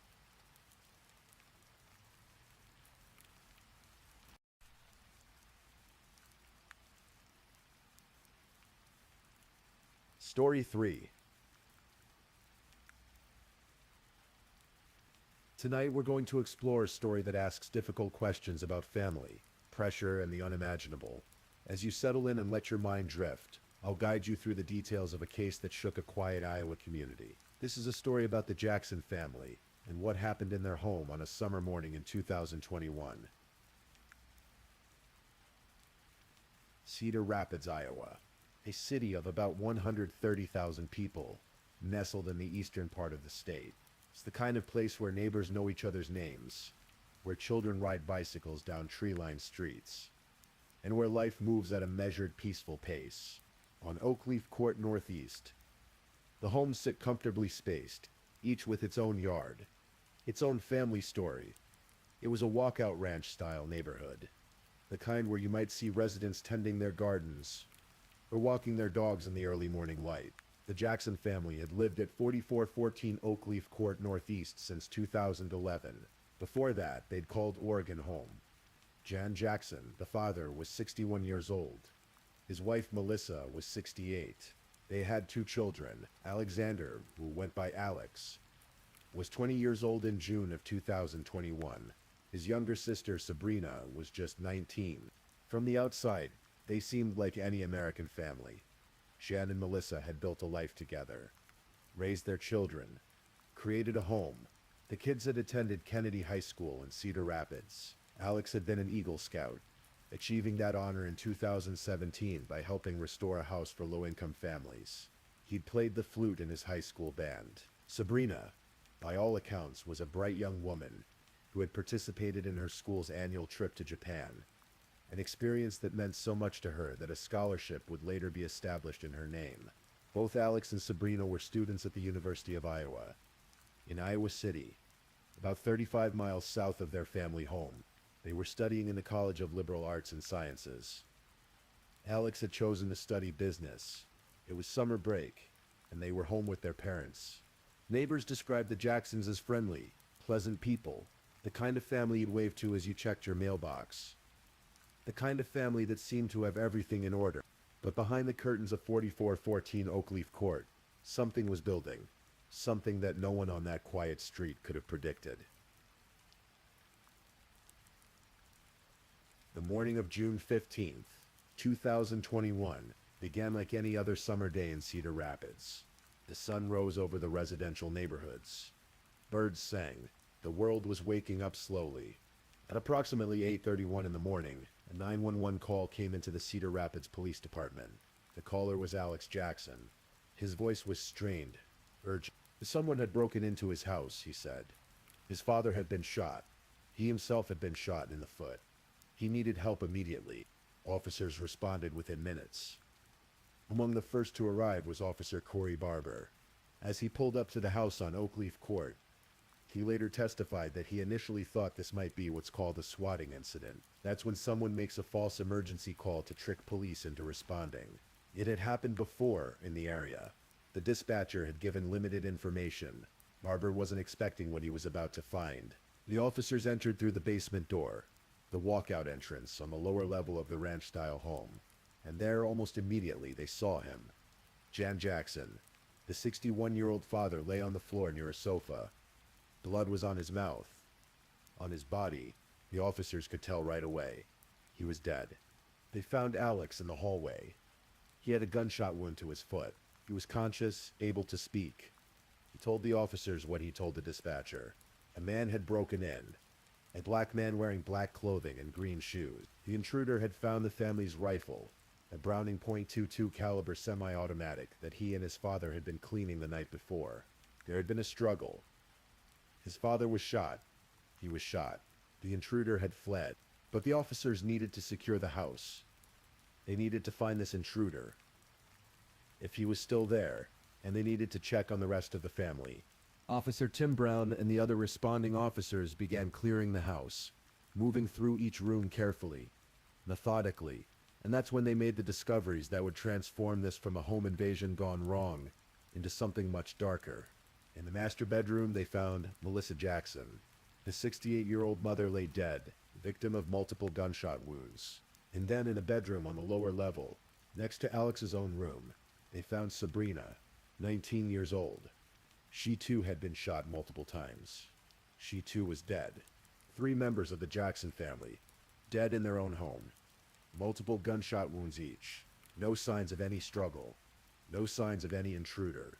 No forced entry on any of the doors or windows. The officers looked at each other. Something wasn't adding up. And the only survivor, the only one who could tell them what happened, was Alex Jackson himself. Alex Jackson was taken to Unity Point St. Luke's Hospital to be treated for his gunshot wound. The bullet had entered his foot. It was painful, certainly, but not life-threatening. While doctors attended to his injury, 2 Cedar Rapids police investigators arrived, Detective Matt Denlinger and Detective Sarah Lacina. They needed answers. The interview began around midday and would last for approximately 4 hours. Alex had been given fentanyl for pain. The medical staff confirmed he was coherent, able to understand questions and provide answers. Denlinger and Lacina spoke to Alex gently at first. They said they were just trying to understand what had happened. They wanted to give him an opportunity to talk, but they were also direct. There was no evidence of forced entry into his house. There was no evidence of any unknown intruder. Alex maintained his story. He'd been sleeping on the family's screened-in porch, he said. The family dog was with him. It must have been sometime in the early morning, around 6:30, when he woke to the sound of gunshots. About 10 shots, he thought. He ran downstairs to investigate. That's when he saw the man. The intruder. A black male in dark clothing with green shoes. His father was already on the floor. Alex saw the man holding the family's rifle. He rushed toward him, trying to wrestle the gun away. During the struggle, the gun went off. That's when he was shot in the foot. The intruder fled out the back door, through the basement exit. Alex said he tried to help his father. He asked if someone could get an ambulance. He asked if his sister was okay, but by then it was too late. The investigators listened. Then they began to probe deeper. They told Alex about the surveillance cameras. The Jackson home had security cameras mounted at the front and back of the house. A neighbor across the street also had cameras. All that video footage had been reviewed. No one was seen approaching the house that morning. No one was seen leaving. The only activity captured was the police arrival after the 911 call. Alex had an answer for that. The cameras must have failed to detect motion. He suggested. Maybe the person came from a different angle. The investigators brought up the gun. The Browning .22 caliber rifle was an unusual weapon. It had a specific loading mechanism that was complex enough that even a trained police firearms officer had to search for a YouTube tutorial to figure out how to load it properly. Would a random intruder who just found this gun in the house know how to work it? How would he know how to reload it? Because based on the number of gunshot wounds the victims had suffered, the shooter would have had to reload the weapon at least once during the attack. Alex explained that he and his father had been cleaning the gun the night before because it had jammed the last time they'd used it. Maybe the intruder figured it out. Maybe he'd seen similar guns before. About 25 minutes into the interview, Denlinger and Lucina became more direct. They told Alex there was no evidence to support his story. They told him they didn't believe a masked intruder had spontaneously decided to commit murder with a gun he'd randomly found. Alex's response was unwavering. He looked them in the eye. "I didn't do it," he said. "I would never hurt my family. They are important to me. I love..." The investigators shifted tactics. They talked about stress, about college, about the pressures of life. Alex was a 20-year-old student. Was he struggling with his classes? Was there tension at home? Here, Alex admitted something. Yes, he'd been having academic difficulties. He'd failed most of his classes that past semester. His father had been talking to him about getting a job, about being more responsible. His father had implied that if Alex didn't start contributing, if he didn't get his life together, he might need to move out. But did that justify murder? The investigators pressed him. Did that fear of disappointing his father, of losing his comfortable home, did that make him angry enough to kill? Alex denied it. Over and over, for 4 hours he denied it. His story never changed. Not when they showed him the evidence. Not when they told him about the lack of footprints outside. Not when they pointed out that his phone data showed he'd been active at 6 in the morning, 2 hours before he claimed to have woken up. At approximately 8 in the evening, there was a second, shorter interview at the police station. About 25 minutes. Denlinger and Lucina reiterated everything they'd told him before. The lack of video evidence, the implausibility of his story, and the fact that nothing was stolen from the house. Nothing was out of place. If this had been a burglary gone wrong, where was the evidence of that? If this had been a random act of violence, why would an intruder leave the lone witness alive? Alex Jackson maintained his innocence. Right up until the moment Detective Lucina told him he wasn't going home. He was being charged with 3 counts of first-degree murder. The murder of his father, John Jackson. The murder of his mother, Melissa Jackson. And the murder of his sister, Sabrina Jackson. As the shock of the triple homicide spread through Cedar Rapids, investigators began the painstaking work of processing the crime scene. The house at 4414 Oakleaf Court Northeast was photographed, measured, and analyzed for 4 full days. In a typical case, this level of processing might take longer, but with 3 victims, the Cedar Rapids Police Department prioritized the work. Brandon Bosenberg, a crime scene investigator with the department at that time, led much of the technical work. He conducted a 3-dimensional laser scan of both the interior and exterior of the home. Every room, every angle, every detail documented. The first finding was consistent with what the responding officers had noticed. There were no signs of forced entry. Not on the doors, not on the windows, not anywhere. The house had been secure when whatever happened that morning occurred. The second finding was about the weapon. The Browning .22 caliber semi-automatic rifle was found lying next to Jan Jackson's body in the basement. The box that held this rifle was discovered under Alex Jackson's bed. Investigators also found numerous other firearms in the house, some under beds, some on top of storage areas in the master bedroom, some in a safe in the basement. The Jackson family owned multiple guns, but the weapon used in the murders was specifically the Browning rifle. Shell casings were everywhere. in the basement where John died, near the master bedroom where Melissa died, near the lower level bedroom where Sabrina died. All of them were .22 caliber ammunition, an open box of Remington brand ammunition. Matching the casings was also found in the basement. Rosenberg sent the rifle for fingerprint analysis. 2 clear, high-quality palm prints were lifted from the gun. They were compared against known prints. Both belonged to Alex Jackson. The position of the prints indicated that the person holding the gun could have been in a position to shoot downward, possibly even to shoot their own foot. There was a third print on the weapon, but it was of lower quality. Despite efforts to identify it, investigators could never determine whose print it was. The defense would later argue this was evidence of another person's presence, but prosecutors would counter that the print could have been left at any time, by anyone who had handled the gun before that day. The investigators also examined the pattern of bloodstains. In Alex's bedroom, they found blood spatter consistent with a gunshot. Not out in the hallway where Alex claimed he'd struggled with the intruder and been shot. In his bedroom, this suggested he'd shot himself there, perhaps deliberately to support his story of being a victim. And then there were the footprints. Bloody footprints started in Alex's bedroom and trailed around the basement. If he'd been shot in the hallway as he claimed, why did the trail start in his room? Investigator Ryan Dunbar canvassed the neighborhood. He spoke to every neighbor within reasonable distance. Had anyone seen anything unusual that morning? Had anyone heard gunshots? The answer was uniformly no. No one had seen a person fleeing. No one had heard anything suspicious.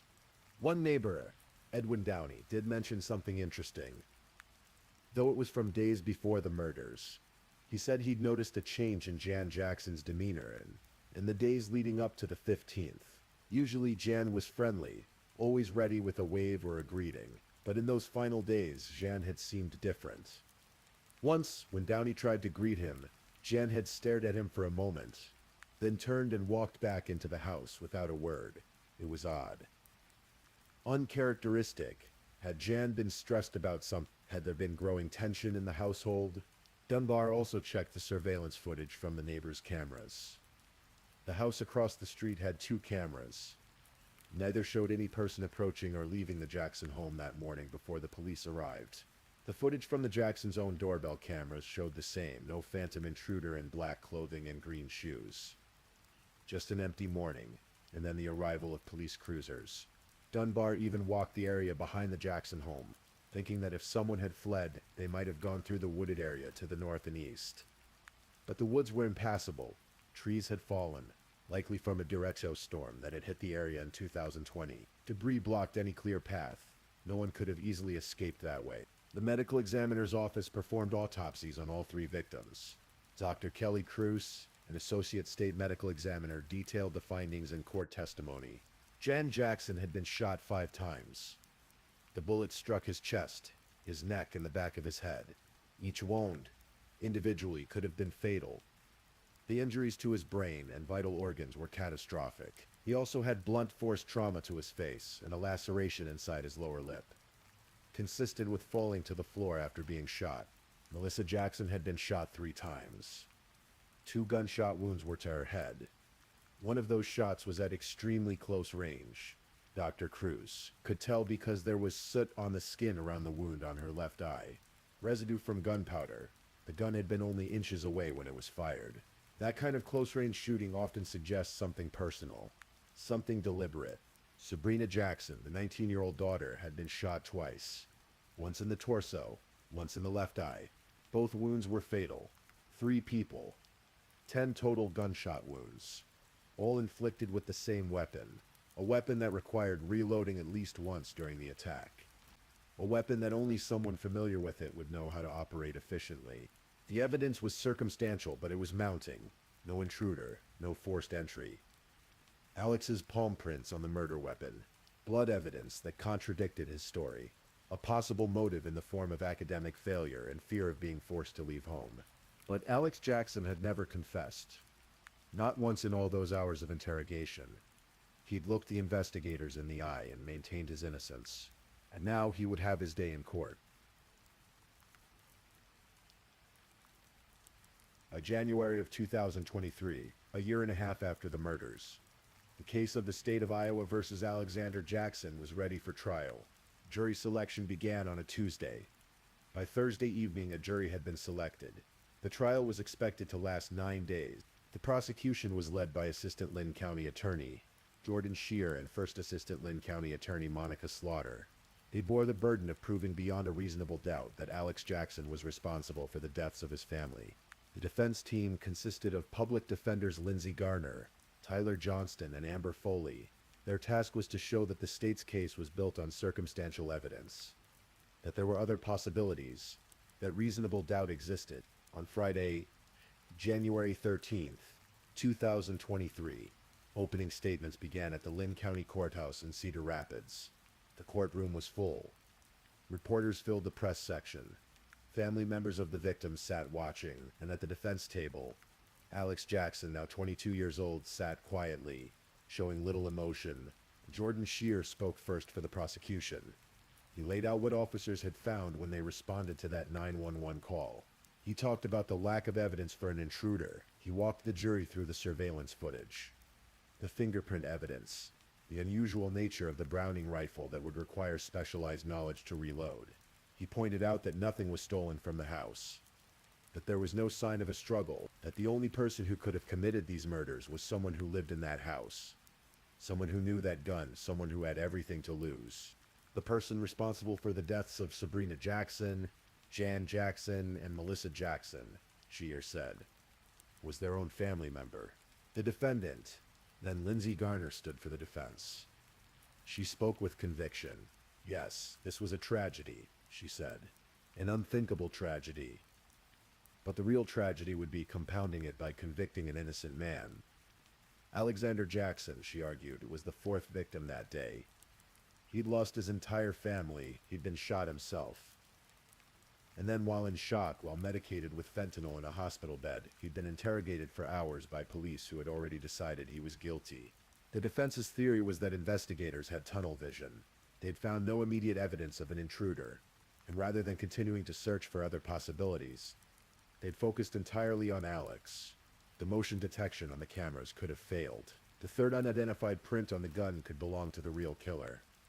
The investigators hadn't tested the live ammunition rounds left in the gun for DNA, which could have revealed who loaded it last. Do not compound this tragedy, Garner told the jury, by convicting Alexander Jackson of murder. Over the next several days, witnesses took the stand. Officer Corey Barber described arriving at the scene, initially thinking it might be a prank call, then realizing the horror of what had actually occurred. Officer Tim Brown detailed finding each victim, securing the house, staying with Alex before he was transported to the hospital. Brandon Bosenberg, the crime scene investigator, spent considerable time on the stand explaining the technical evidence, the palm prints, the shell casings, the blood patterns, the lack of any physical evidence supporting the intruder story. The jury watched body camera footage from the officers who responded. They saw the moments when Jan's body was discovered. They saw Alex, injured, being helped by paramedics. The footage was stark, raw, difficult to watch. Then came the interrogation videos. Hours of footage showing detectives Denlinger and Lucina questioning Alex at the hospital and later at the police station. The jury watched as Alex repeated his story again and again. They saw him deny any involvement. They heard him say he loved his family, and they saw the investigators growing more and more skeptical. Dr. Kelly Cruz took the stand and walked the jury through the autopsy findings. As she described the wounds, the injuries, the cause of death for each victim, Alex Jackson sat at the defense table, never once looking at the screens displaying the evidence. His gaze remained fixed elsewhere, his expression unreadable. On cross-examination, Tyler Johnston pressed the investigators about what they hadn't done. Why didn't they test the ammunition for DNA? Why didn't they do more to try to identify that third fingerprint? Why were they so quick to dismiss the possibility of an intruder? The prosecution countered each point. The overwhelming evidence, they argued, pointed in one direction. The gun belonged to the family. Alex knew how to use it. His prints were on it. The box for the gun was under his bed.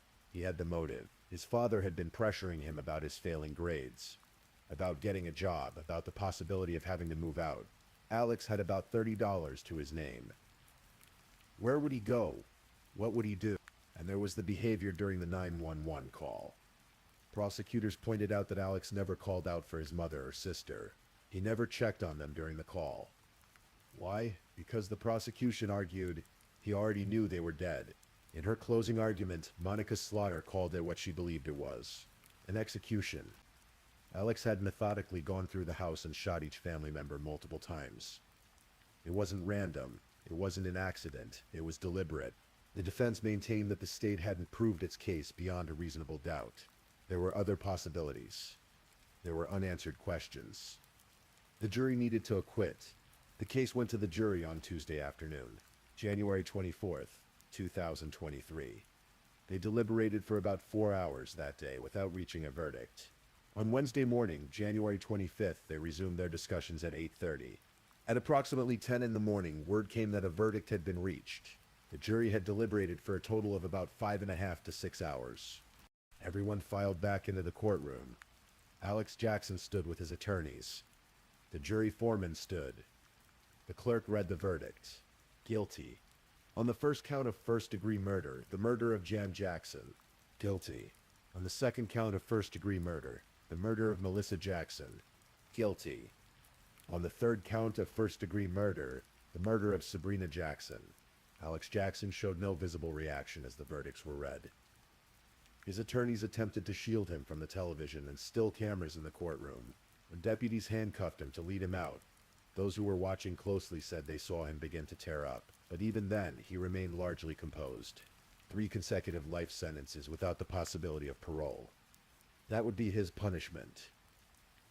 The formal sentencing was scheduled for March 3rd, 2023.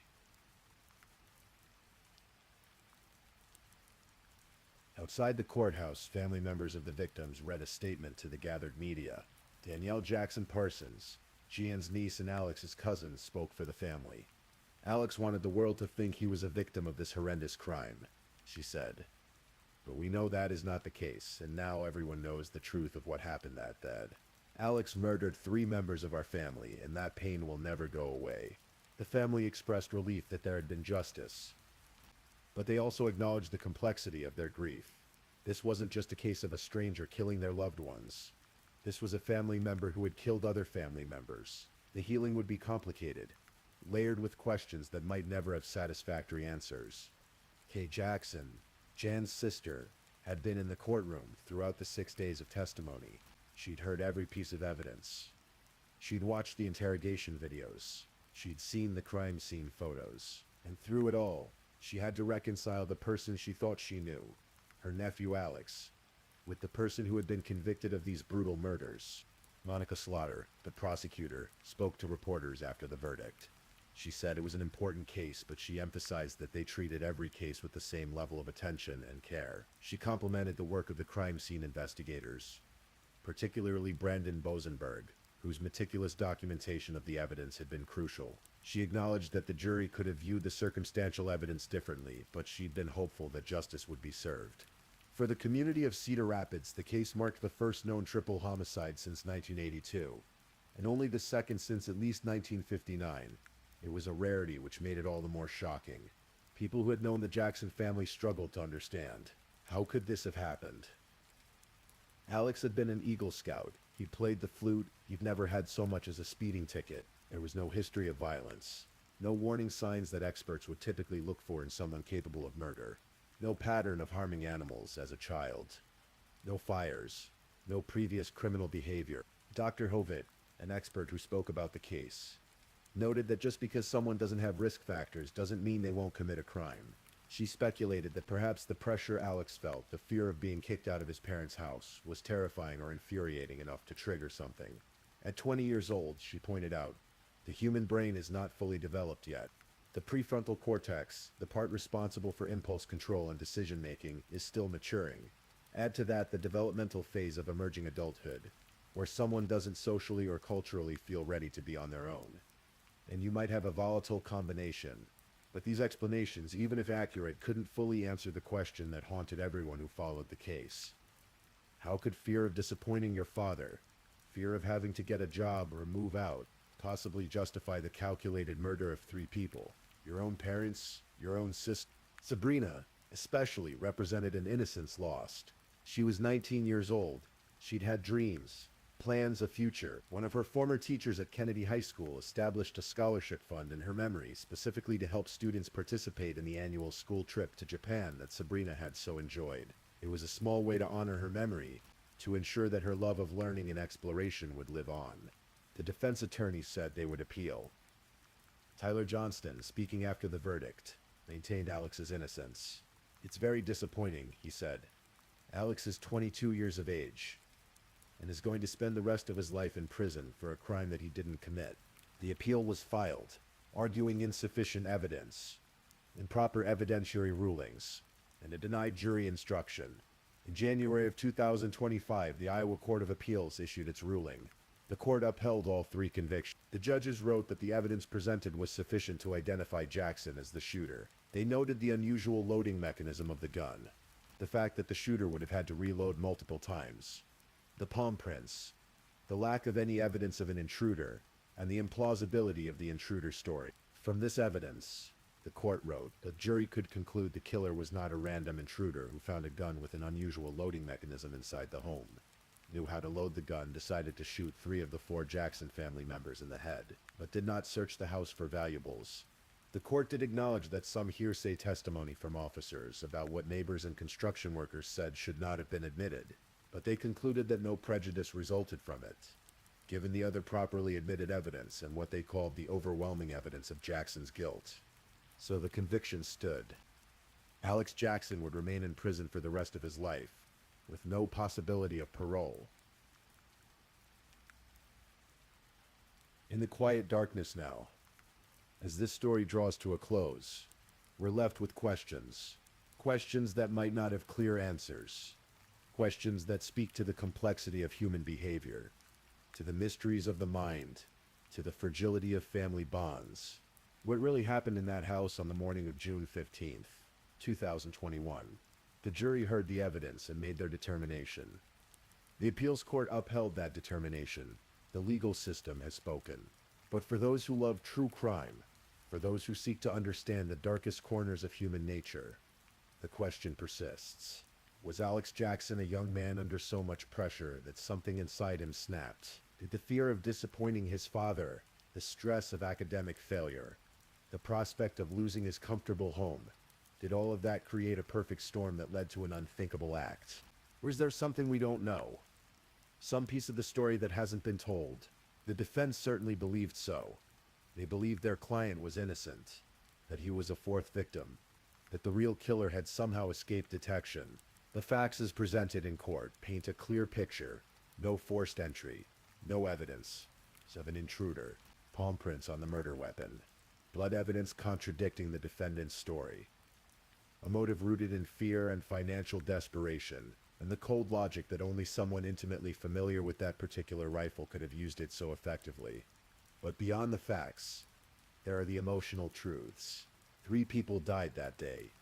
John Jackson, who'd been trying to guide his son toward responsibility in adulthood. Melissa Jackson, who'd raised her children, built a life, deserved to see her grandchildren one day. And Sabrina Jackson, just 19, with her whole life ahead of her. Their stories ended in that house on Oakleaf Court.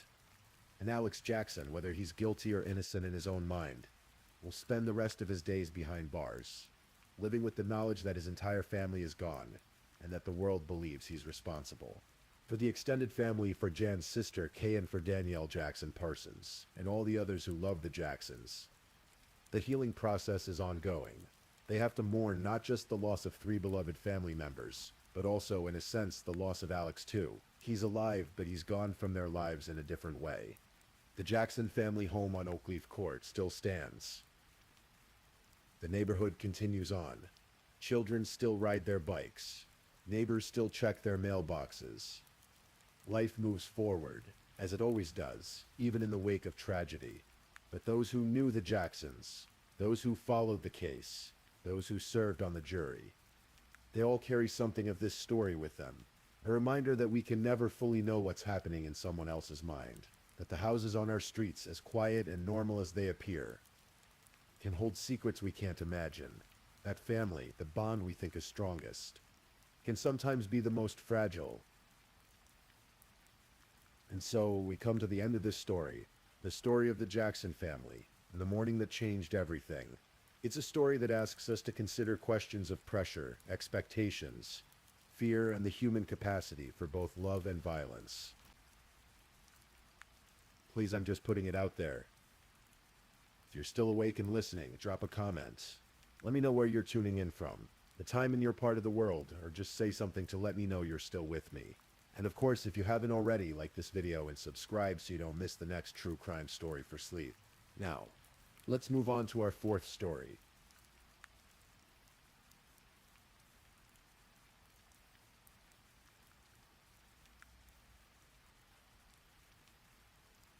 Story 4. Tonight we're going to explore a story that unfolded in the quiet hills of East Tennessee. A story of a young woman, a grandmother, and the complicated threads that bind families together, sometimes in ways we never expect. This is a story that asks more questions than it answers, and perhaps that's fitting for the mysteries that exist in all our lives. In the summer of 2016, the landscape of Greene County, Tennessee painted itself in shades of green and gold. The hills rolled endlessly, dotted with trailer parks and modest homes where families carved out their lives in the Appalachian foothills. This was a place where everyone seemed to know everyone, where family ties ran deep and complicated, where the line between helping and controlling could blur without anyone quite noticing when it happened. In the small community of Afton, tucked among these hills, lived a young woman named Jessie Nicole Morrison. She was 21 years old that summer, with dark hair and tattoos that told the story of her life in ink. Jessie was a mother to two young boys, Channing, who was 3, and Comden, who had just turned 1. She lived with her fiancé, Gary Ely, and his father in a trailer at the Cross Anchor Trailer Park, a place where the rent was manageable and neighbors knew each other's business whether they wanted to or not. Jessie had dreams that extended beyond the trailer park. She was 1 month away from completing an online course in medical coding, a practical career that would let her provide better for her children. Those who knew her said she was a good mother, devoted and protective. They also said she wasn't passive, that she had the kind of spirit that wouldn't tolerate disrespect. In East Tennessee, that's a quality people understood and respected. But Jessie's life was more complicated than it might have seemed from the outside. Her oldest son, Channing, had a different father than Comden. His name was William Smith, and he lived with his mother, Vonda Starr Smith, in a house on Davis Valley Road. Vonda had been a hospital worker for 28 years, well regarded in her profession, known as someone reliable and caring. She was also intensely devoted to her grandchildren, particularly Channing. According to those who watched the relationship unfold, Vonda had even helped Jessie secure the trailer, finding a place convenient enough that she could drop by to see Channing whenever she wanted. It seemed generous at first, helpful even, but as the months passed, that helpfulness began to feel like something else, something heavier. Jessie had lived with her own mother, Tammy Morrison, until about 9 months before that August. Tammy was described as tough as nails, a hard-working woman who loved her daughter and grandsons fiercely. The move to the trailer was supposed to give Jessie independence, space to build her own family, but Vonda's presence remained constant, her involvement in Channing's life unwavering. And as summer deepened, the relationship between Jessie and Vonda grew strained. Text messages between them, later examined by investigators, showed a tension building. Small arguments about scheduling, about access to Channing, about boundaries that weren't being respected. Nothing explosive in any single message. But together they painted a picture of two women caught in a struggle. Neither quite knew how to resolve. One fighting for control, the other fighting for autonomy. By August, Jessie was 4 months pregnant with her third child. Gary was the presumed father, and they were planning a wedding. Life was moving forward, changing shape, and perhaps that's what made the tension sharper. Because change, even good change, can feel like loss to those watching from the outside. Friday, August 12th, 2016, began like many summer days in Tennessee. The heat settled early, thick and humid, the kind that makes the air feel heavy in your lungs. Gary Ely left for work at 6:30 that morning, heading to Emery's Minerals, where he worked a shift that would keep him away until after 7 that evening. His father was at home with the children. Jessie's plans for the day weren't entirely clear to everyone. But what is clear is that somewhere during those daylight hours, something went terribly wrong. Evening came, and Jessie didn't return home. Gary came back from work to find her absent. And as the hours stretched on, concern turned to worry. Tammy Morrison, Jessie's mother, also couldn't reach her daughter. Phone calls went unanswered, the kind of silence that feels wrong to a mother's instincts. Tammy went to Vonda's house that night, looking for Jessie, asking if anyone had seen her. She didn't know yet that her daughter was already beyond finding in any way that mattered. The police hadn't yet identified the body that had been discovered. Just hours earlier, at approximately 7:30 that evening, a man named Donald Cohn Jr. was walking his dog along Jidneal Loop, a rarely traveled road that curved through a remote stretch near Afton, the kind of place where you might go to think, or to be alone, or to hide something you didn't want found. His dog pulled him toward the embankment, down where a small creek ran through a ditch, and there Donald found what no one should have to find on an evening walk. The body of a young woman lay forsaken by the roadside, partially concealed by the landscape, but not hidden well enough. Donald called the authorities immediately, and soon the quiet road filled with the lights of police vehicles, casting red and blue across the darkening trees. At first, they didn't know who she was. But within hours, as Tammy and Gary arrived at the police station to report Jessie missing, the identification was made through her tattoos, those permanent markers of identity that outlast everything else. Jessie Nicole Morrison was dead at 21, her life cut short with brutal violence. The autopsy would reveal what the first responders could already see. She had died from severe head trauma, multiple skull fractures caused by repeated blows from a blunt object. The back of her skull had been crushed. There were cuts, bruises, lacerations across her body. Her finger was broken. The evidence suggested she had fought back, fought hard against whoever had attacked her. But in the end, the fight wasn't enough. The forensic pathologist determined that the injuries were consistent with a crime of passion, the kind of violence that speaks to rage or desperation rather than calculation. Whatever weapon was used, a pipe or tire iron perhaps, was never found. And perhaps most telling, investigators believed Jidneal Loop wasn't where Jessie had died. It was simply where her body had been left. A secondary crime scene, which meant someone had transported her there after the murder. Someone had driven through those hills with her body, found that isolated road, and left her by the creek like she was something to be discarded. When someone dies violently in a small community, the ripples spread quickly. Everyone has theories, suspicions, memories of small moments that suddenly seem significant. The Greene County Sheriff's Department and the Tennessee Bureau of Investigation began their work, talking to family members, friends, anyone who might have seen Jessie that day. Gary Ely had an alibi that checked out completely. He'd been at work from 6:30 in the morning until 10 minutes after 7 that evening. Verified by multiple sources, he was eliminated as a suspect quickly. Though in cases like these, partners are always looked at first. The presumed father of Jessie's unborn child, he was as devastated as anyone.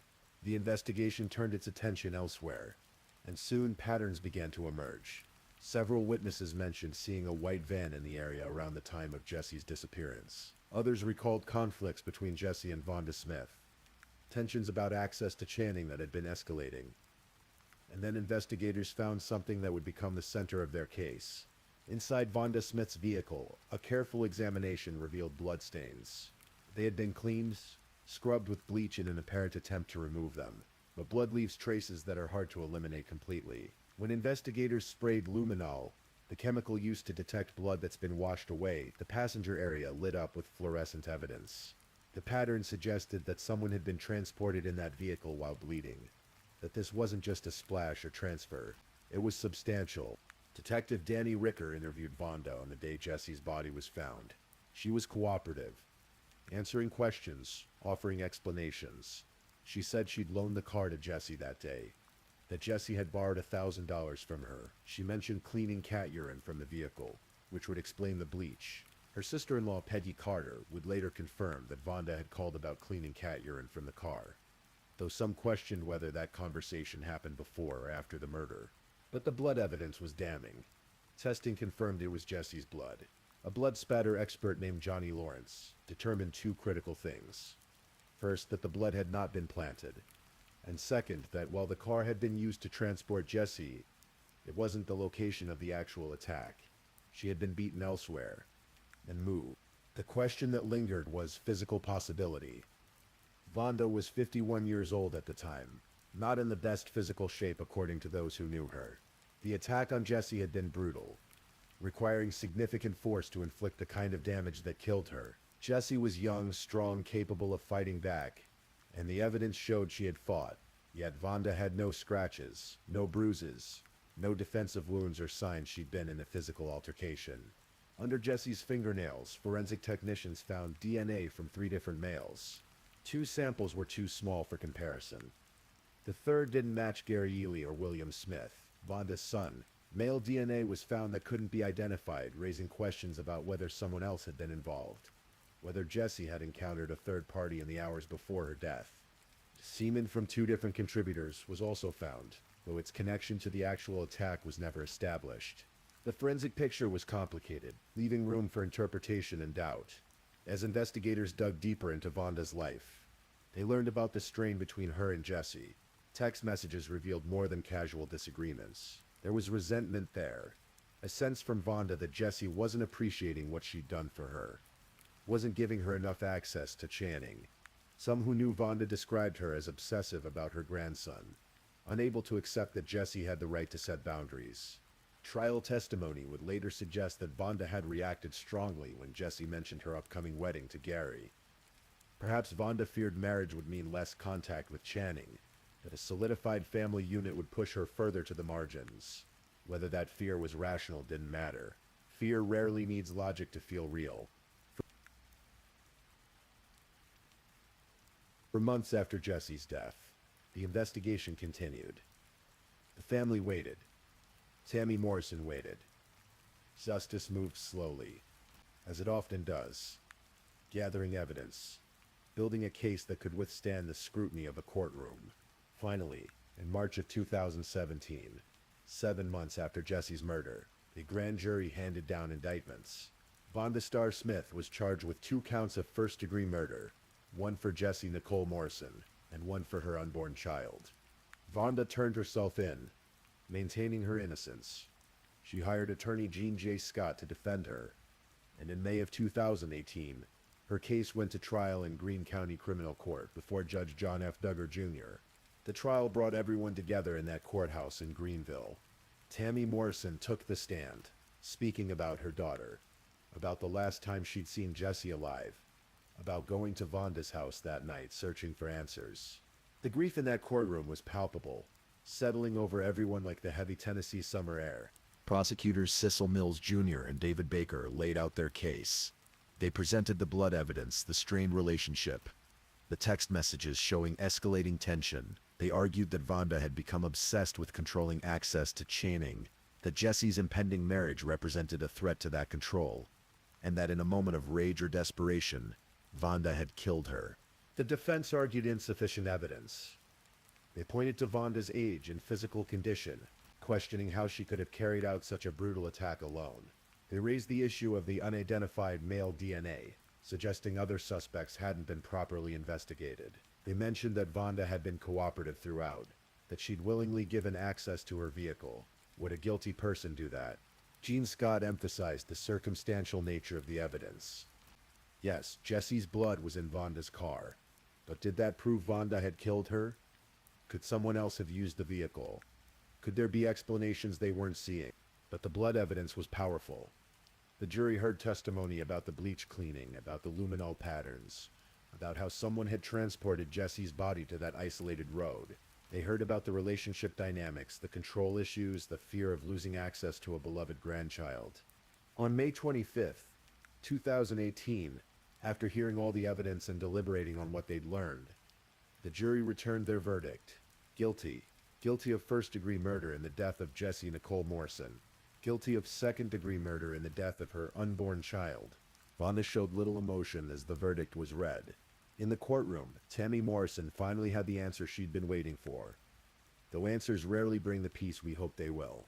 1 month later, on June 25th, Judge Duggar sentenced Vonda to life in prison on the first-degree murder conviction, with 85% release eligibility on a 60-year sentence. The math was stark. Vonda would need to serve 51 years before being considered for parole. At 55 years old, that effectively meant the rest of her life. She received an additional 25 years for the second-degree murder. to run concurrently. Vonda was sent to the West Tennessee State Penitentiary. According to Department of Corrections records, she won't be eligible for release until 2075.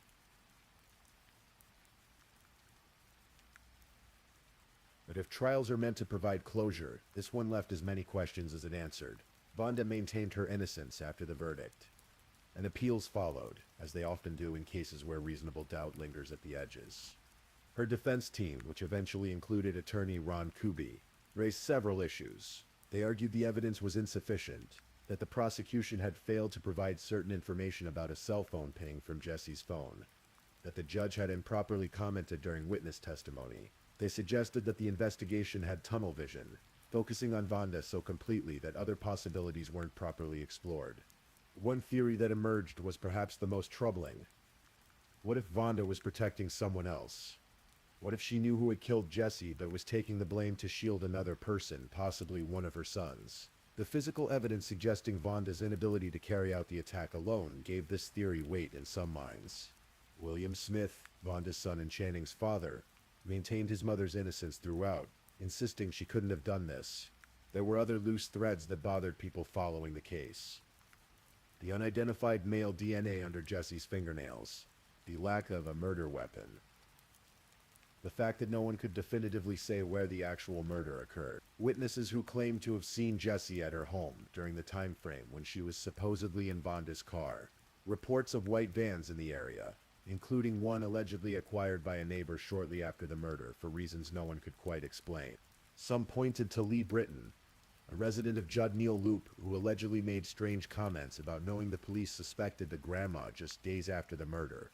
Before any official suspects had been named publicly, others wondered about William Smith's possible involvement, though he was never charged. The case attracted national attention. True crime television shows examined it, some suggesting Vonda's guilt, others raising doubts. The series Wrong Man featured Vonda's case, exploring whether she might have been wrongfully convicted based on circumstantial evidence and an incomplete investigation. But the series, like everything else about this case, ended with more questions than answers. In February of 2021, the Tennessee Court of Criminal Appeals reviewed Vonda's appeal and affirmed the original conviction. Judge Robert Montgomery found that she had failed to provide sufficient proof of due process violations, or new evidence that would overturn the jury's decision. The appeals court also upheld the 25-year sentence for the second-degree murder of Jesse's unborn child. Randall Lane, Jesse's grandfather, spoke after that hearing. His family was confident in Vonda's guilt, he said. They believed the jury had heard the evidence and made the right decision. They didn't want another trial, didn't want to relive the nightmare of losing Jesse again in a courtroom. But confidence isn't the same as certainty, and in a case built on circumstantial evidence, there's always room for doubt. As recently as April 2025, Vonda appeared remotely from prison before Judge Duggar for a post-conviction relief hearing, seeking dismissal of her convictions or a new trial. The judge has not yet ruled on that request. Vonda continues to fight, continues to maintain her innocence from behind prison walls. And so we're left with a story that doesn't resolve cleanly, that doesn't tie up with a neat bow of certainty. Jessie Nicole Morrison is dead. Her life ended violently at 21. Her third child never born. Her two sons grew up without their mother, raised by family members navigating their own grief and anger. Tammy Morrison lost her daughter. Gary Ely lost his fiancée. Vonda Starr Smith sits in prison, either a grandmother who murdered in a moment of desperate rage, or a woman wrongfully convicted, protecting someone, or simply caught in a web of circumstantial evidence that pointed to her when the truth lay elsewhere. The real answer, whatever it is, lives somewhere in those Tennessee hills, buried as deep as the secrets that small communities learn to keep. Maybe it's in the details that were never quite explained. The male DNA that couldn't be identified, the murder weapon that was never found, the exact location where Jessie drew her last breath. The real reason someone drove her body to Judd Neal Loop and left her by that creek. Or maybe the truth is exactly what the jury decided. That a grandmother's love twisted into obsession, that fear of loss became rage, and that in one terrible moment, violence seemed like the only way to hold on to what was slipping away. Family relationships are complicated things. Love and control can look the same from certain angles. A desire to protect can transform into the need to possess without anyone noticing the shift until it's too late. And in small communities where everyone knows everyone, where family ties bind people together across generations, those complications multiply until they're impossible to untangle. Jessie Morrison was trying to build a life. She was almost finished with her education. She was planning a wedding. She was pregnant with her third child. She wanted, it seems, to set boundaries, to define herself not by who needed her or wanted access to her children, but by her own choices and dreams. That desire, that simple human need for autonomy, may have been what cost her everything. Or perhaps it was something else entirely. Perhaps there are pieces of this story we'll never know. People who hold secrets they'll never share. Truths that died with Jessie on that August day. In the end, all we can do is tell the story as we know it. Acknowledge what remains uncertain, and remember that behind every true crime narrative is a real person whose life mattered, whose absence leaves a hole that nothing can fill. Jessie Nicole Morrison was 21 years old. She had dark hair and tattoos. She loved her children. She was working toward a better future. She died violently in the summer of 2016 in the hills of East Tennessee. And justice, whatever that means, is still being debated in courtrooms and in the minds of everyone who knew her. Her story doesn't have a clean ending. Maybe that's appropriate. Maybe some stories aren't meant to be resolved completely. Maybe they're meant to remain as questions, reminding us how little we truly know about what happens behind closed doors, in private moments, in the hearts of people we think we understand. Please, if you're still awake, let's move on to our last story.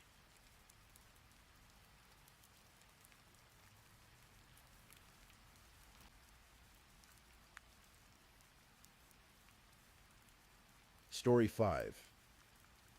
Tonight we're going to journey together through a story that unfolded in the quiet neighborhoods of Warren, Ohio, in the summer of 2015.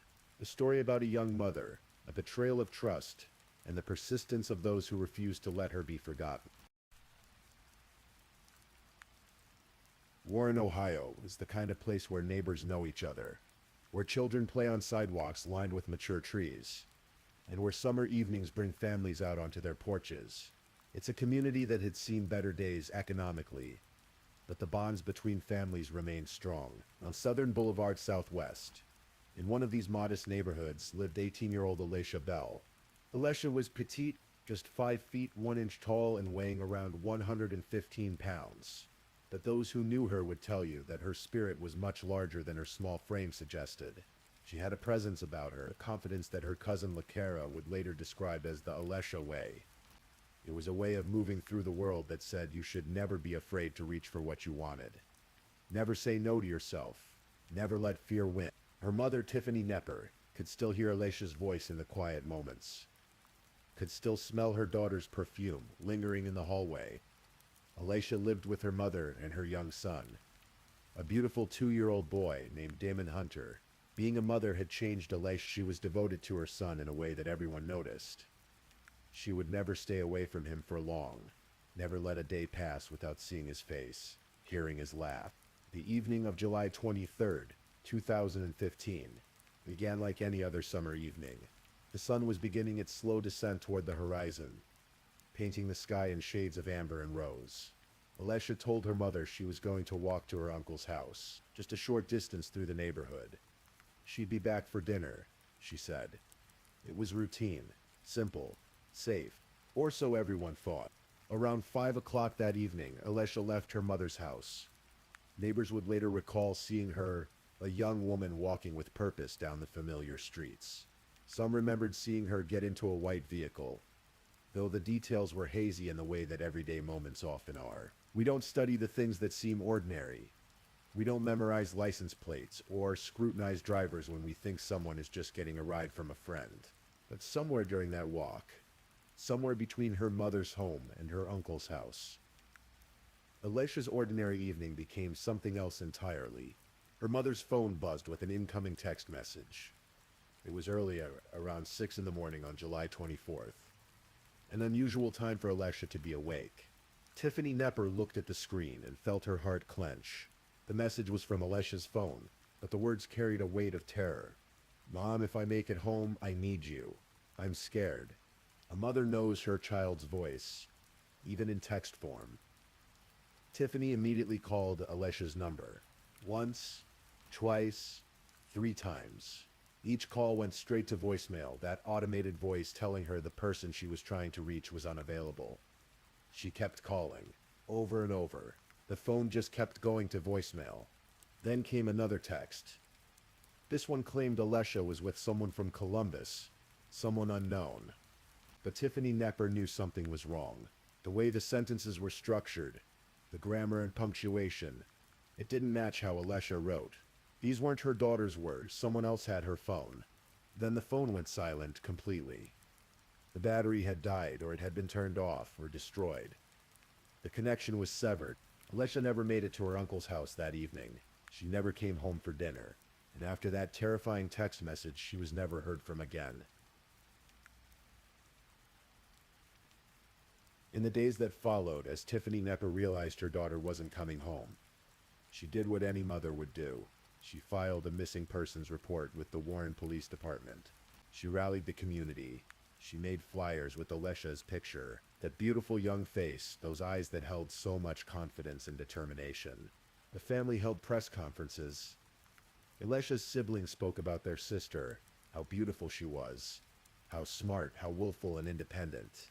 Her 15-year-old cousin Lykyra talked about how Alesha had given her confidence, taught her to sing and dance without fear, showed her how to be smart and strong. She taught me the Alesha way, Lykyra said, her voice breaking, to never say no to something you want, to yourself. Nearly 100 people gathered in front of the home Alesha shared with her mother and son. They formed a prayer walk, moving through the same streets where Alesha had last been seen. Ohio State Highway Patrol Lieutenant Marvin Hill, who had grown up in this very neighborhood, spoke to the crowd. He warned them about human traffickers, about predators who targeted young people, who used tricks and manipulation to lure them into the sex trade. The family believed Alesha was alive. They had to believe it. Tiffany Timper's certainty was absolute. Someone has her and won't let her come home. As the investigation progressed, one name kept surfacing. James Brooks, 40 years old. A man who had attended high school with Alesha's mother. Someone the family had trusted. Someone they thought was safe. Brooks lived in Roaming Shores, a small village in Ashtabula County about 30 miles north of Warren. He had moved there in May of 2015 from Trumbull County. Moved there, he would later tell investigators to lay low, to hide from people he'd had arguments with, people including Alesha's father. Warren police searched Brooks' home in the weeks after Alesha disappeared, looking for any sign of the missing young woman. They found nothing. Brooks was cooperative, or seemed to be. He admitted he had seen Alesha on July 23rd, the very day she disappeared. He was, as far as anyone could determine, the last person to see her alive. But Alesha wasn't at his house. The search turned up empty. The investigation seemed to stall. August 20th, 2015, a Thursday. Narcotics agents had been building a case against James Brooks, and on this summer day they executed a search warrant at his rented home on Route 6 in Roaming Shores. They were looking for drugs. They were looking for weapons. They were looking for evidence of illegal activity. What they found was far worse than they had imagined. As officers searched the property, they moved to the backyard. There, near the woods that bordered the property, was a fire pit. It wasn't unusual. Many homes have fire pits for evening gatherings, for roasting marshmallows, for the simple pleasure of watching flames dance against the darkness. But as the officers examined the fire pit more closely, they saw something that made them stop. Among the ashes and charred wood were fragments that didn't belong. Bones. Human bones. The search intensified. Officers obtained an additional warrant and expanded their examination of the property in the woods behind the house. They found more remains, all of them charred, all of them carefully concealed in places where fire had done its terrible work of destruction. They also found a burned cell phone in the fire pit. James Brooks was immediately arrested.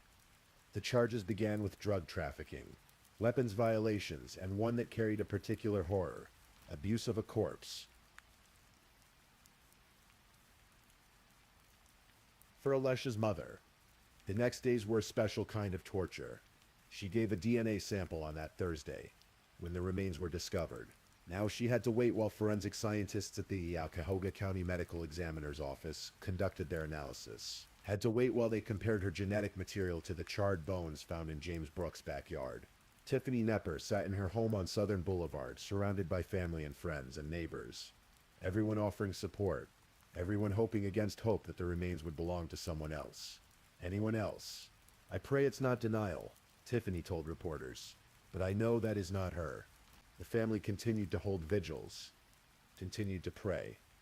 Alesha's brother Nate spoke to the media, his voice filled with desperate hope. She's a fighter.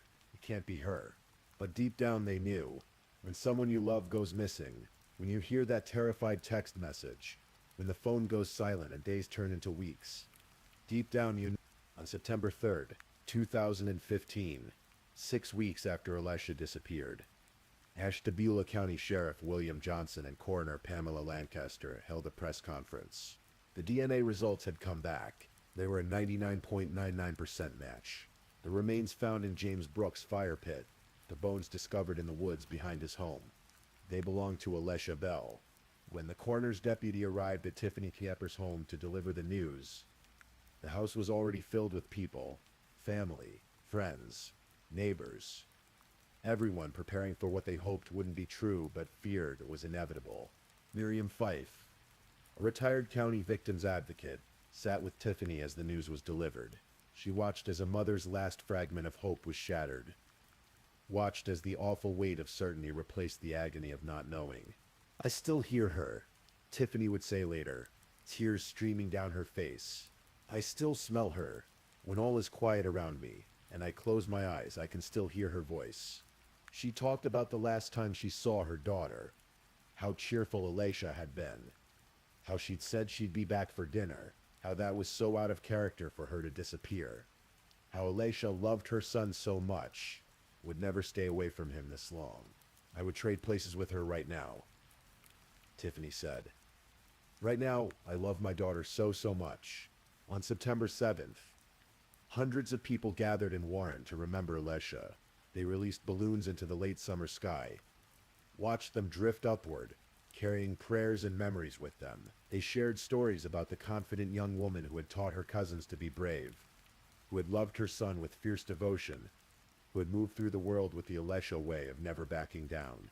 The Ashtabula County coroner ruled Alesha's death a homicide, but determining exactly how she died would require more forensic testing. The condition of the remains, the extent of the burning, made the investigation complicated and slow. As autumn turned to winter, and winter gave way to spring, investigators from the Ashtabula County Sheriff's Office continued to piece together what had happened. They interviewed witnesses. They examined evidence. They built their case methodically, carefully. What emerged was a picture far darker than a simple tragedy. Detective Taylor Cleveland interviewed James Brooks extensively, and Brooks, perhaps thinking cooperation would help him, perhaps believing he was clever enough to control the narrative, began to talk. He admitted to running an escort service, said he had operated it in Trumbull County for about a year before moving to Ashtabula County in May of 2015. He described how it worked. He would book dates for young women, provide them with a credit card to rent motel rooms, and in return he would take approximately half of their earnings. It was in essence a human trafficking operation. Young women, some of them barely more than girls, being exploited for profit. Brooks admitted he was the only person who used the fire pit on his property. When questioned about when it had last been used, he gave different stories, conflicting accounts. The kind of inconsistency that investigators recognize as the hallmark of deception. He admitted seeing Alesha on July 23rd, admitted she had been to his property, but his story kept changing, kept shifting, kept leaving out crucial details. Warren police had actually searched Brooks's home weeks before the drug raid. Looking for Alesha, they had found nothing then. Had Brooks hidden her so well? Had she already been killed? Had he already destroyed evidence by the time police first arrived? The charged cell phone found in the fire pit, investigators believed it was Alesha's. The phone that had sent that terrifying text message to her mother. The phone that had gone silent on May 25th, 2016, nearly a year after Alesha disappeared. The Ashtabula County grand jury, issued a new indictment against James Brooks. In addition to the drug charges and abuse of corpse, he now faced 2 counts of involuntary manslaughter, kidnapping, human trafficking, abduction, compelling prostitution, tampering with evidence, possession of cocaine and heroin, possession of criminal tools. Prosecutor Nicholas Diaraki made a statement to the media. The investigation, he said, had revealed that Alesha was part of Brooks's human trafficking operation, that there were other victims, other young women from Trumbull County who had been exploited by this man. There are others that were involved in his human trafficking ring, Diaraki said. But we believe Alesha Bell was part of it. The prosecutor also revealed something chilling. At some point, Alesha had become afraid. There was evidence that she feared for her life. And shortly after she expressed that fear, her remains were found at Brooks' residence. Investigators believed the trafficking operation had been running since at least May of 2014, but Diaraki suspected it had been going on much longer. James Brooks became a person of interest in another disappearance, 22-year-old Jesmaine Smith, who had also gone missing from Warren. Like Alesha, Jesmaine knew Brooks. Like Alesha, she had vanished without a trace. The case moved slowly through the legal system. Months passed. Seasons changed. Tiffany Neppert cared for her grandson Dimon. Now growing up without his mother, she tried to answer his questions about where Mommy was. Tried to help him understand something that no child should have to understand. On February 1st, 2017, nearly a year and a half after Alesha's death, James Brooks appeared in court. He pleaded guilty, not to all charges. The trafficking charges were dropped for reasons that were never fully explained to the public. But Brooks admitted to involuntary manslaughter, to kidnapping, to compelling prostitution, to gross abuse of a corpse. He was sentenced to 30 years in prison. The sentences would run concurrently, meaning he would serve them at the same time rather than one after another. 30 years for taking a young mother from her son.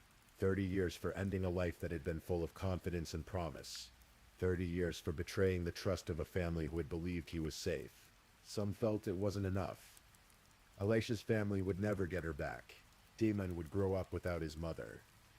The Alesha way would live on only in the memories of those who had loved her. But at least there was certainty. At least there was no more wondering. No more hoping that maybe, somehow, she was alive somewhere. The case of Alesha Bell sent shockwaves through Warren and the surrounding communities. It forced people to confront an uncomfortable truth. Human trafficking wasn't something that only happened in big cities or foreign countries. It was happening here. In small towns, in familiar neighborhoods, to girls that families knew. Ohio officials began tracking human trafficking cases more carefully. The numbers were disturbing.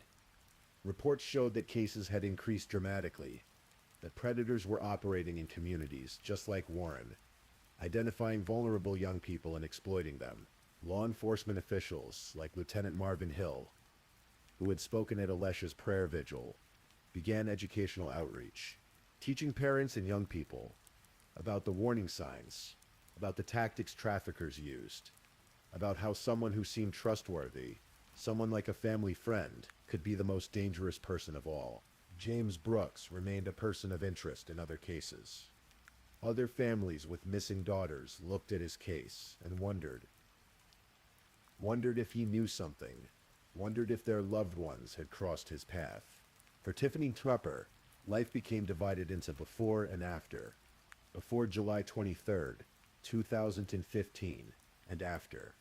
Before that text message, and after. She kept Alesha's memory alive for Damon, told him stories about his mother's confidence, her strength, her love. Made sure he knew that his mother had fought, that she had been scared. That she had tried to reach out.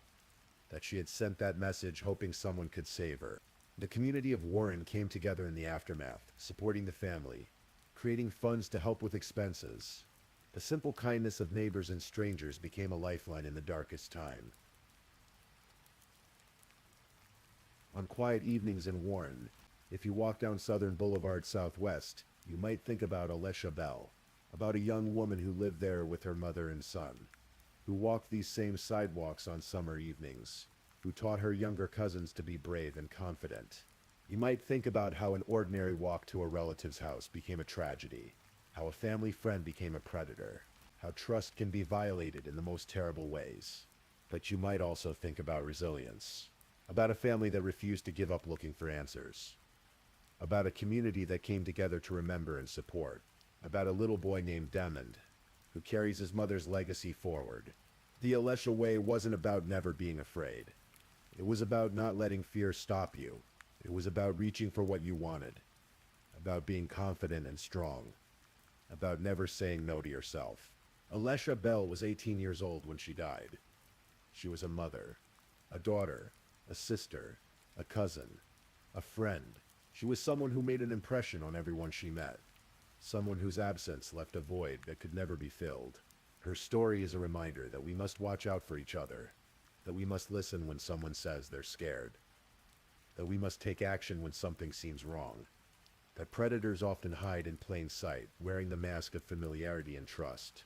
It's a reminder that behind every missing person's flyer is a family in agony, a child asking where their parent is, friends remembering laughter that has been silenced, a community grappling with loss. And it's a reminder that even in the darkest stories, even when evil wins for a time, there can be moments of light. The love of family, the support of community, the determination to seek justice, the refusal to let someone be forgotten. Take a deep breath now. Let this story settle gently around you. Let it remind you of the preciousness of ordinary moments, of walks through familiar neighborhoods, of dinner promises kept, of children sleeping safely in their beds. Tomorrow, when you wake, perhaps you'll hold your loved ones a little closer. Perhaps you'll check in with that friend who's been distant. Perhaps you'll trust your instincts when something feels wrong. For tonight, though, rest. Let sleep come gently. Let your mind drift away from these dark waters into peaceful dreams. Remember that for every tragedy, there are countless ordinary days that pass safely.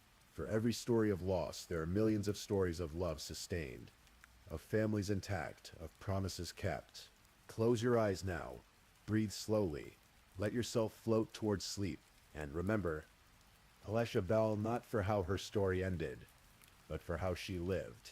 Confident, strong, teaching others to be brave, walking through the world with the Alesha way.